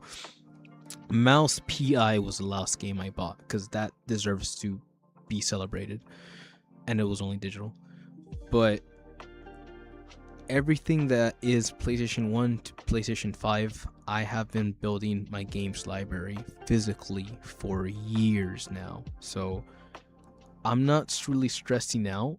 At this point, it's just kind of sad, because now I know that my hobby, i.e. collecting retro games, is going to get expensive as fuck. So that's where we're at. So hey. What's your name? Hey, Claire. If you want to combine our libraries together, you could probably find. No, I'm just kidding. But all that really means is that Meta removes latest AI integration on Instagram following SAG after backlash. Let's go, government. This is by Zach Coaster over at Otaku. This week, Meta introduced Muse Image, a new tool suite for Instagram and WhatsApp, currently available stateside. What stirred controversy was how it was integrated. Automatically using other people's posts, you enlist opting out manually. Backlash to any AI and privacy infringements are to be expected, but the quick spread of outrage was a formal pushback was more favored than usual. After only a few days, Meta has already retracted the integration, although not the underlying AI encroachment. Since inception, there have always been skepticism about Instagram and ownership over the media it hosts. As it grows, the acquisition by Facebook, so have these concerns. Instagram has become one of the de facto platforms for artists, performers, and photographers of proof of life from high school friends. As AI, Meta's enthusiasm for it enters the picture, there is cause for worry about how social media network will feed its learning models. As you likely came across somewhere online this week, a new toggle in Instagram settings raised an alarm. The option emerged overnight, asking you if you'd like your posts and reels to be used by Meta AI for use elsewhere. By default, the toggle is set to prove, meaning that the unaware or abandoned accounts will have their posts regurgitating all kinds of unsavory, unnerving AI media without the explicit permission. News of the update circulated on social media and generic public, but also prompted a response from labor groups as well. The subject is especially sensitive for performers to the use of their image. The feature was condemned by SAG-AFTRA, who took issue in the ethical implications of general cloak and daggery. Quote, anything other than clear and conspicuous opt-in for these types of uses of Instagram users' images is unacceptable, writes the Guild. And other miscalculation of public sentiment regarding the obvious dangers. In short time, Meta has removed the automatic vacation photo draft and apologized, curtly telling CBC, quote, we've heard the feedback that this feature missed the mark, so it's no longer available. Of course, removing the new settings toggles don't quell suspicions. Meta still remains steadfast on AI and Muse despite distaste from general public. Mark Zuckerberg is best known for unethical use of user data. He's the guy for that, and it continues to be true for his AI campaign. Yep. So if in case you wanted to have another reason to cheer on for artificial intelligence, yeah, no, it's all bullshit. It's all bullshit. Like, at the end of the day, the fact that they snuck in this quote unquote feature and told no one, and the fact that they made it like automatically turned on, is just a shitty form of this fucker just fishing for information. And like,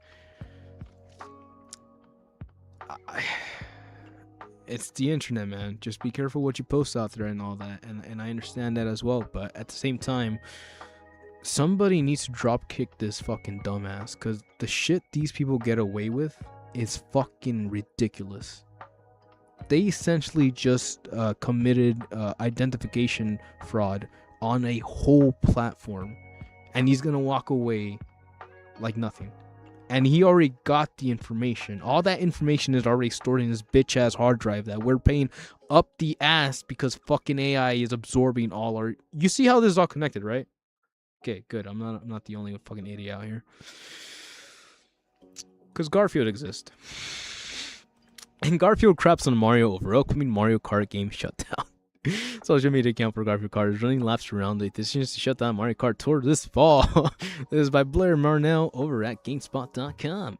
In the kart racing genre, Mario Kart reigns supreme, but the social media team behind Garfield Kart Furious Race and Garfield Kart 2 All You Can Drift didn't miss a chance to dunk on Nintendo's addition to Sunset Mario Kart Tour this fall.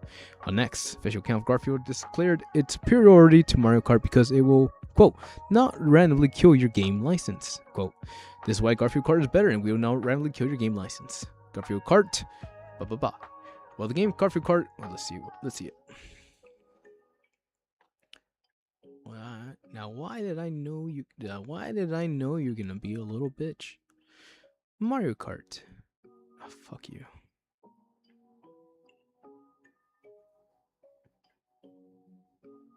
What? Okay, it's being shit.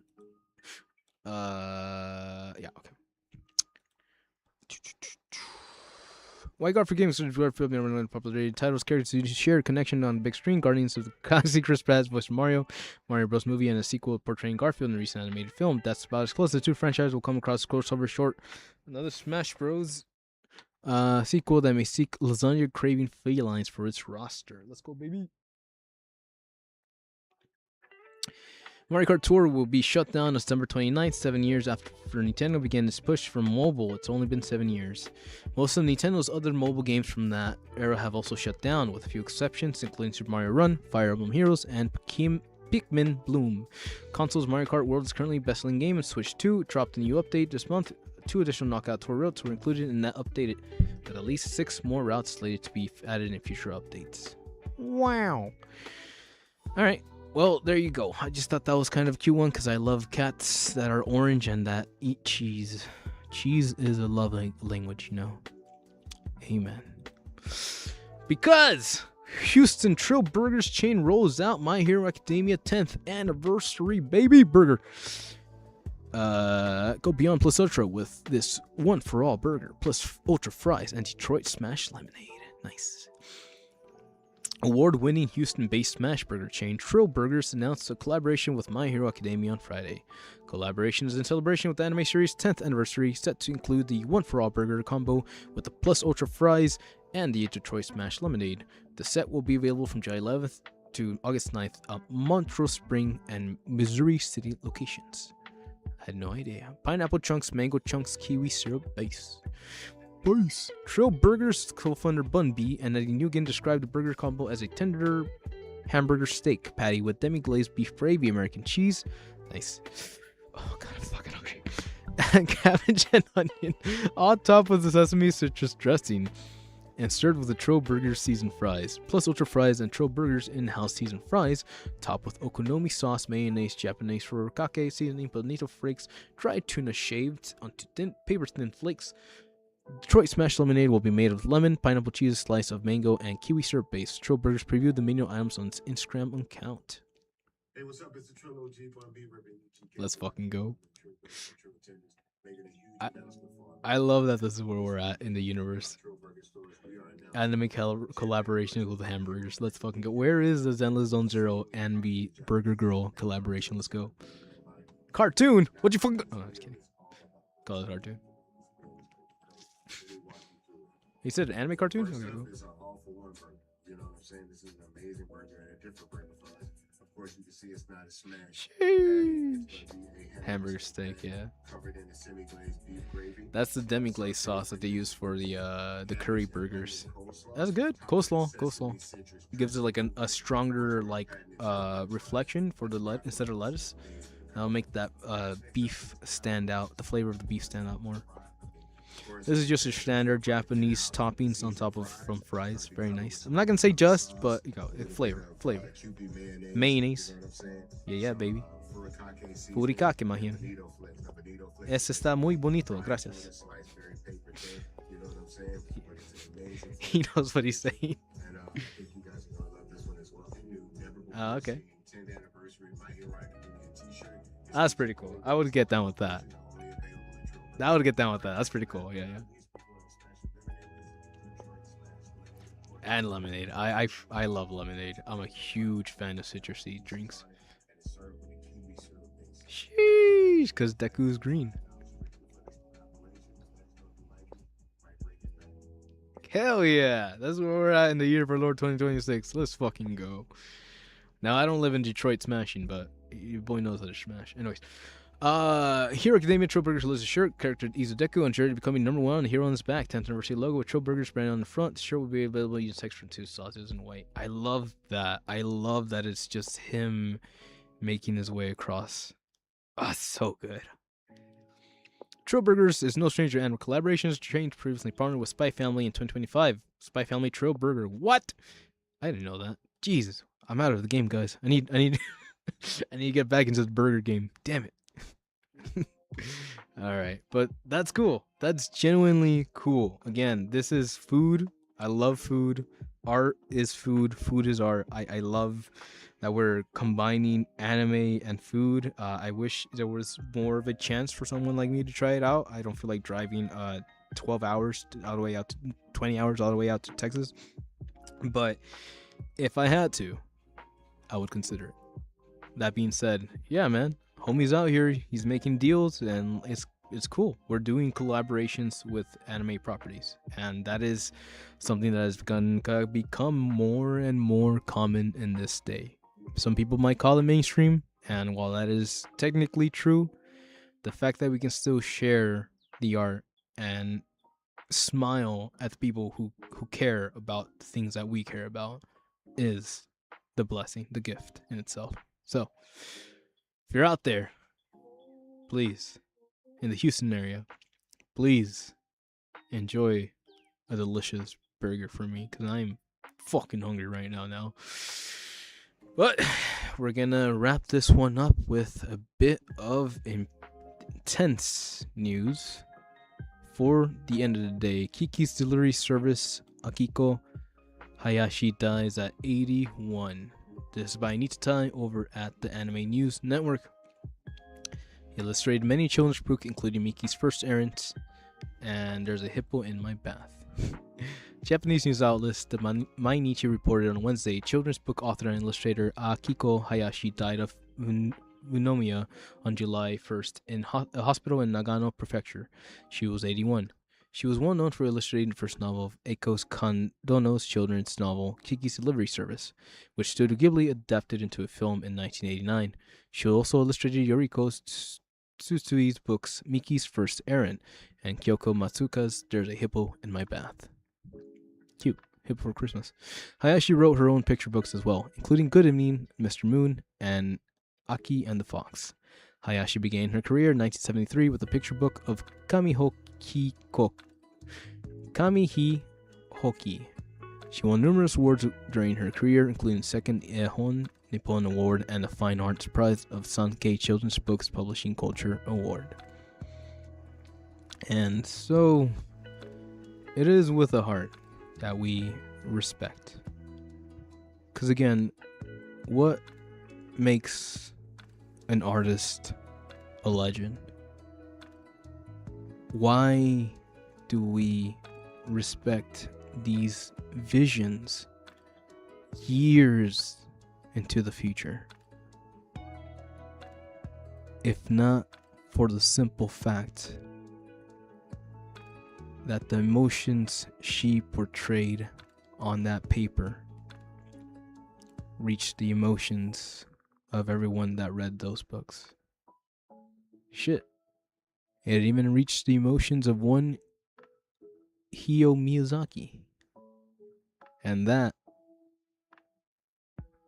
was the beginning of something grand. So, if you're out there and you're wondering why even create, why build, why experiment, why address, why not just factorize, and why not just streamline, and why not just ignore all human emotion, respect, Well, simply put, everything in this universe has a price. Whether that be your time, whether that be your emotion, whether that be your effort. But it's not always that those efforts are rewarded, right? Some people live their whole lives without feeling a sense of accomplishment, which is indeed very sad. But it's within those stories, within those moments where no one is looking, where privacy is paramount. I imagine in those lonely midnight moments, gazing upon the stars, seeing the shine of the moon, one's heart becomes whole.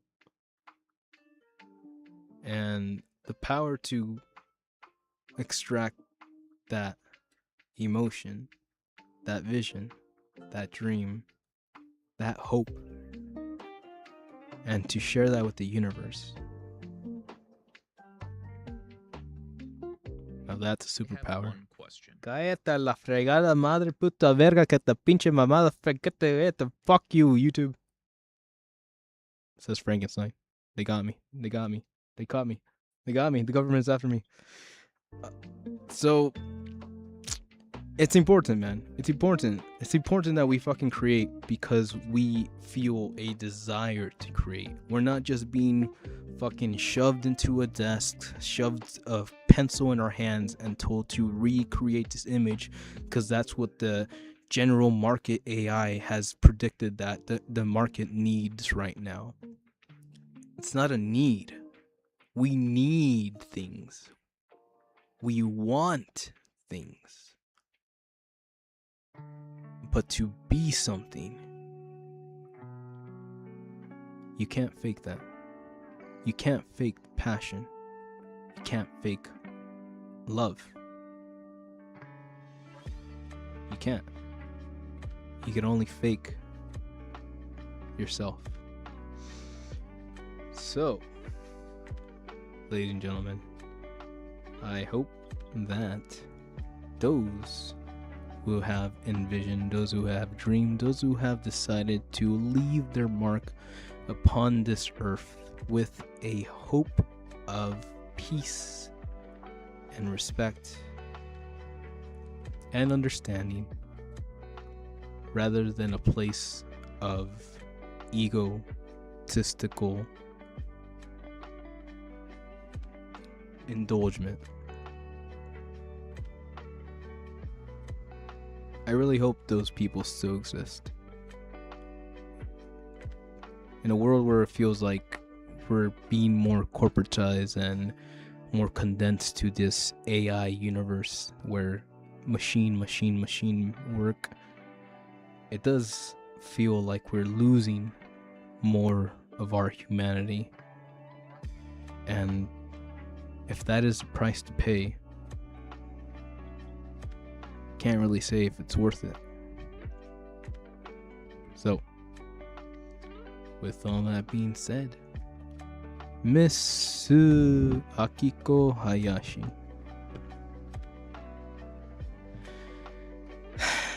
Crappy asshole gentleman who passed away and probably has family members that cared about him. He's a US senator, don't worry about him.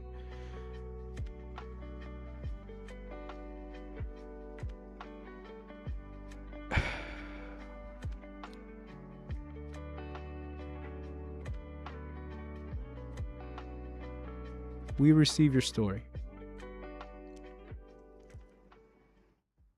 The world changes, the world moves, and that change can scare many people. Shit. that change, that destruction can kill people. But for those of us who survived, those of us who stood in the flames of ashes and decided to pick up a pencil to share what they have learned, those people, those are the people worth listening to. So, requiescat de pace, and I hope your future is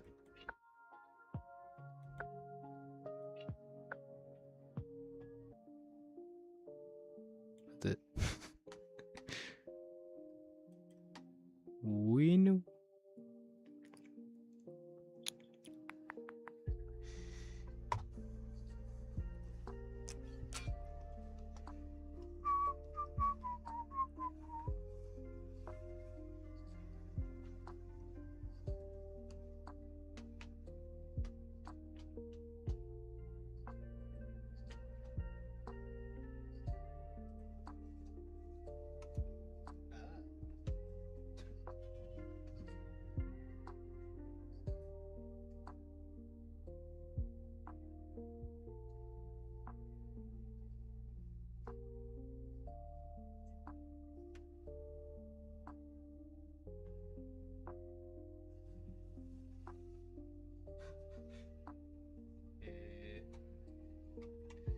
Well, that was awkward. No, it wasn't. I think we're okay with the water. Maybe I should get water. Hi. How was it? Did you guys have fun? Yippers. It's a crazy world out there. Clearly, a lot of things are in motion. I would say that people who don't really understand the powers that we're dealing with are still serving their sentence in the Senate, and people who should be serving the populace with knowledge of the things we're currently dealing with are not being allowed to sit in that room. So, if we can respect that everybody has their time and place and their moments to share, to shine, to teach the populace without allowing that teaching to become your ego, then I would hope and believe that we can slowly start to envision a future that not just benefits the individuals, but can benefit our futures. And it really is that difficult, as I stand here with the fucking I turn a PC running, a 4K TV, another PC in the living room, lights blaring at me from air connection, and an AC powering. As I sit here using the power grid, fully acknowledging that the technology that we have normalized is also been a progress of energy consumption. It's how we use these energies, these powers, that really will build our future. If we use our fuels without caring, if we burn through our processing, then what is going to be left in the future? And that is the thing that CEOs and corporations that are invested in the bottom line, the numbers, do not know how to interpret. Or they have interpreted it, but they generally do not care. And that should be terrifying. So I'm gonna get off my house because I just wanna sing, and I think my roommates are outside. It's time to get cereal, baby. I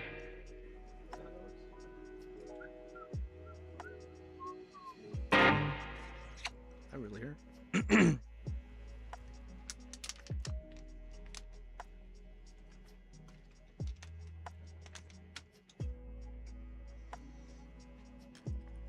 but let me know what you think, man. Should I pay for the YouTube Premium? Cause like I don't know, the ads were annoying AF, but I guess we made it work out, so there's something there. But yeah, just looking forward to this future, and hopefully,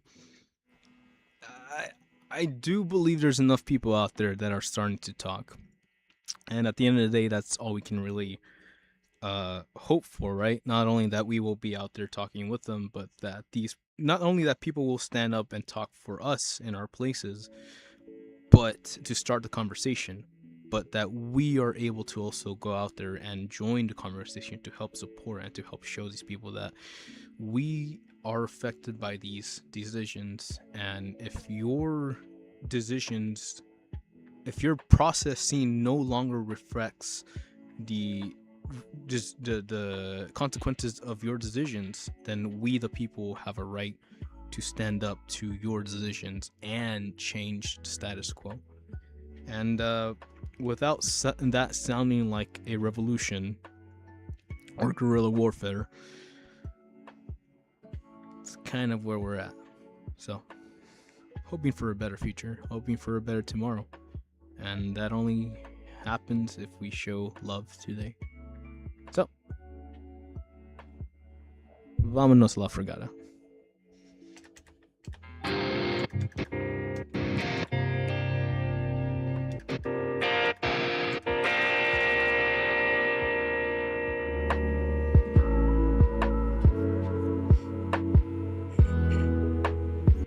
Oh shit. My mornings are simple. Fuck you, YouTube.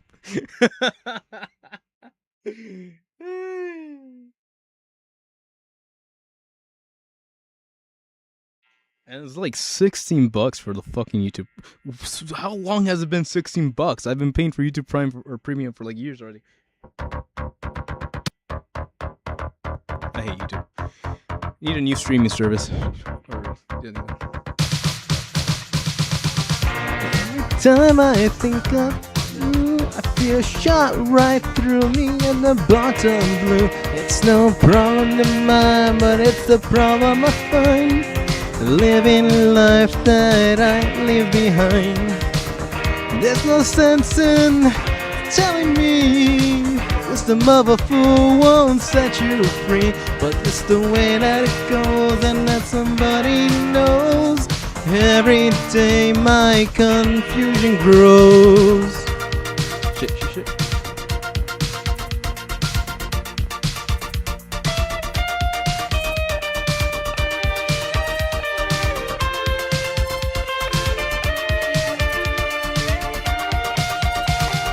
Every time I see you falling, get down on my knees and pray, waiting for the final moment to say the words that I can't say.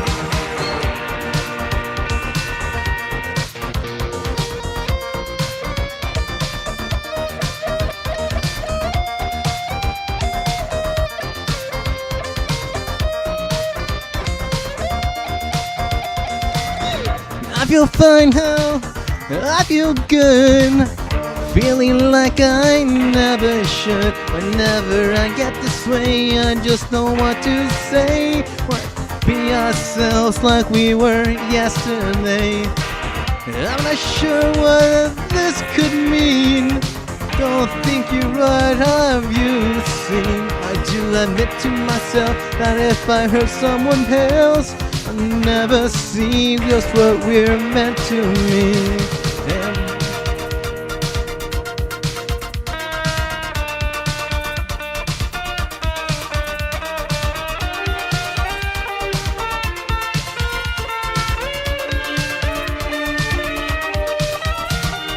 Every time I see you falling, get down on my knees and pray, waiting for the final moment to say the words that I can't say. Every time I see you falling, get down on my knees and pray, waiting for the final moment to say the that I can see.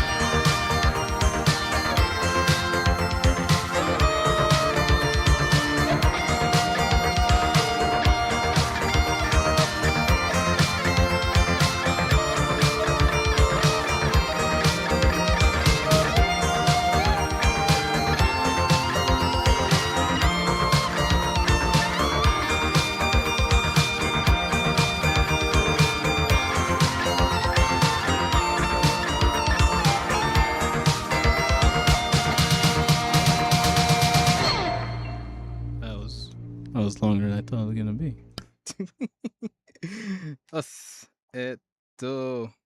Okay. We're gonna try something because this song is like very not tuned. We're just gonna go. So I also think the drums are outside. Hey. Now I'm nervous. I forgot what I did earlier, but I thought I was gonna do something about it. Let's go. This is my boy. Rest in peace. Love you, Chester. The homie.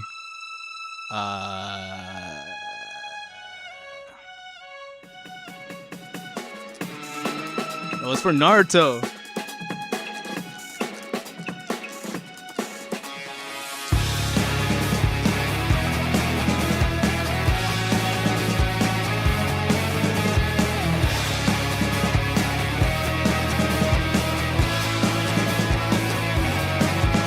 I am a little bit aloneness, a little bit disregard, handful of claims that I can't help the fact that everyone can see the scars. I am what you want to me, what I want you to feel. Feels like it's not what I do, I can't convince you just to believe this is real. So I let go, watching you turn your back like you always do. Crack away, pretend I'm not, 'cause I'll be there cause you're all I got. I can't take the way you did before. To turn your back on me, I won't be ignored. Time won't heal this damage anymore. To turn your back on me, I won't be ignored. A bit of it insecure, a little unconfident. I can't understand what I can do. Sometimes it don't make sense. I am what you never wanted to say, but I never had doubt. It's like no matter what I do, I can't convince you for once just to hear me out. So I let go, watching you turn it back like you always do. Face away and pretend that I'm not, but I'll be there cause you're all that I got. I can feel, turn your back away, turn your back on me. I won't be ignored, I won't heal this damage anymore. Turn your back on me, I won't be ignored. You gotta listen to me. I can't do this right now. You gotta listen to me like I do now. They're outside. Can't feel the way you did before. Turn your back on me, I won't be ignored. Your back on me, turn your back on me, I won't be ignored. Time won't heal this damage anymore. Don't turn your back on me, I won't be ignored. I can't feel it did before. Don't turn your back on me, I won't be ignored. Time won't heal this damage anymore. Don't turn your back on me, I won't be ignored.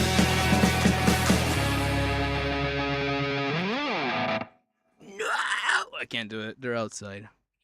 I promise it was better the first time around. Demo. I think that's just about it. Because they're here. And it's time to go have fun. Go make some food. So, leave you all to it with that one. Stuff Crush just entered. Son of a bitch. And yeah, man, I'll have to think about it. I personally, I'm okay with not paying for YouTube Premium. I'm like, good. I'm done. The reason I freaking took like 30 minutes just thinking about whether or not I wanted to fucking pay for the premium or not today, just was for the general point of today. For the general point of today, I would probably pay for it, but it's fucking like 16 something bucks, which is fucking ridiculous if you really think about it. And that's why we're here. So hey, be cool. Don't let anybody hold you back. Cancel Disney Plus. He says. Sheesh.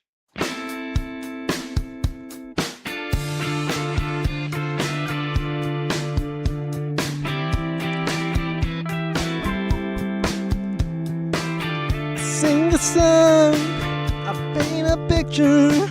My baby's gone, but I don't miss her. And like a swan, I don't miss swimming. All my friends left, and they don't miss me. Can take it, babe. Your body, it talks to me, like in the movie, babe. Let it resonate, yeah.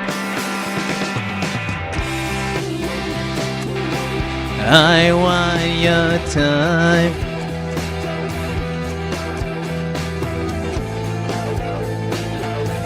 Don't ask me questions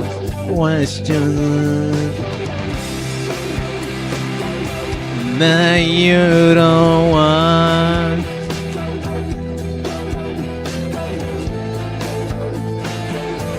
The answer to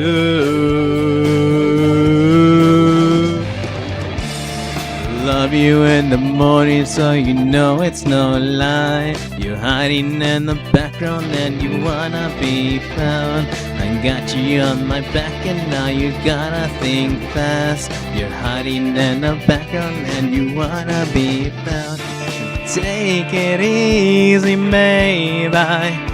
Get down, it's automatic. I come to believe that's too much. Time is evil. I'm transitioning, making your body wait like on an airplane. Please, baby, take me away, yeah. I want your time.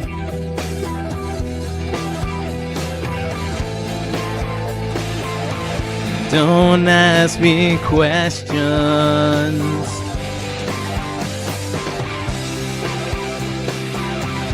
that you don't want. Ooh. The answers to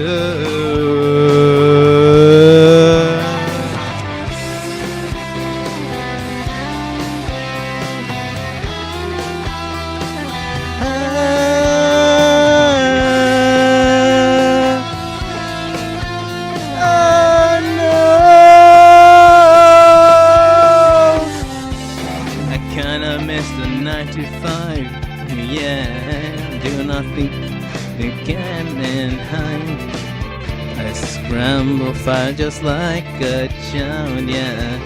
Hey, na na na na na na. I'm still hungry, I'm staying hungry, I'm staying hungry, I'm staying hungry, I'm getting angry, I'm still hungry, I'm getting angry, still hungry.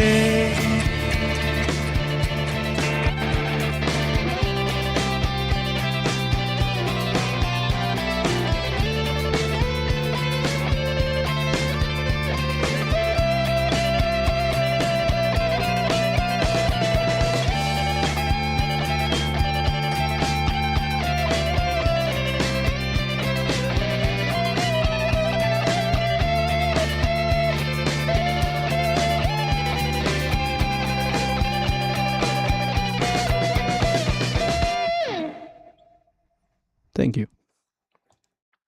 Fuck out of your YouTube ads. See you later. Bye. Jesus, man, just.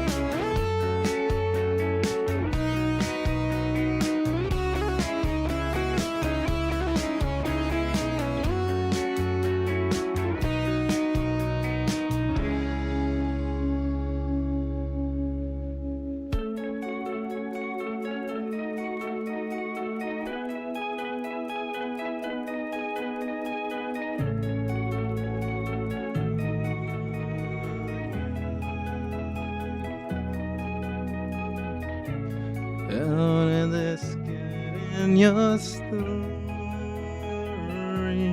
yeah, yeah. Why'd you let them choose your body, yeah, yeah. I've been waiting inside there, yeah. Please don't be long, 'cause I want you wrong. I don't have money without your love. Life is too short, and I will live for you. Nobody knows. Forever I will live for you, my selfish love. Bite my tongue and wait my turn, waiting for a century. Let's no lessons learned. Trying free the enemy. I'm not there, I just don't care. I'm not listening in your hair. I'm not there, never there. I'm not since you what and when.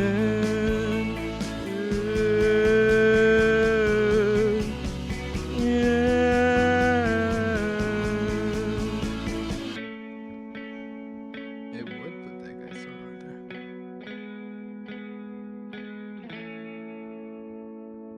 Let's get copyright. There's no karaoke of this, so we're just gonna do this. Copyrighted, please.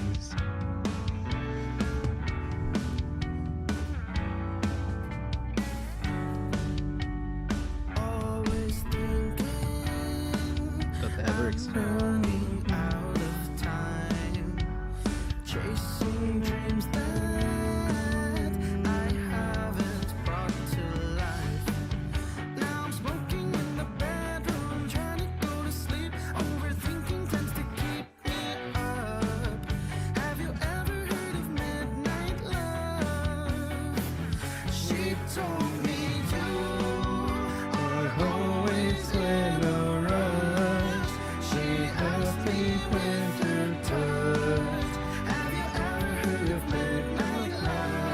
Found lyrics. No, fuck you. Fucking stupid. Pendeja de verga. Send me to Spotify. Why the fuck would I be in Spotify?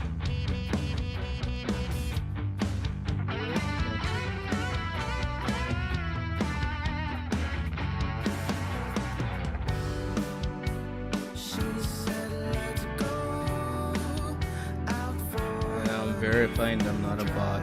Jesus fucking Christ, man. Technology stop being a bitch for 2 seconds.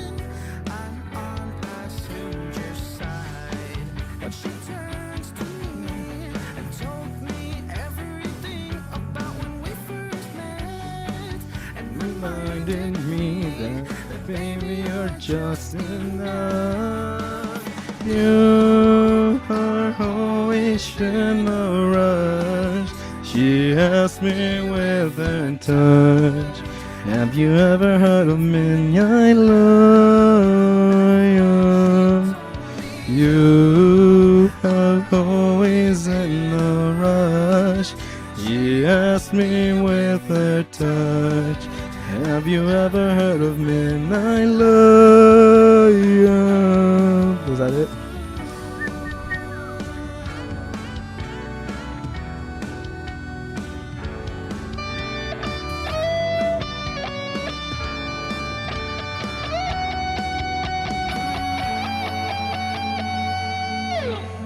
That's pretty much it. Anyways, we need to get more fucking not copyrighted shit in the universe so people can actually start posting their fucking songs on the universe. So fuck you, YouTube, and your stupid ass bullshit with your fucking premium membership, because apparently you can only use that. Apparently the only reason they want that is because they want to charge people for money for music. Look at the paper, or look at the fine print. Trust, it's there. So, with all that being said, I really hope YouTube burns down one of these days. Solely just so I can see what happens. But hey, we'll deal with that together. Until then, take care. I love you. Ciao. Matane.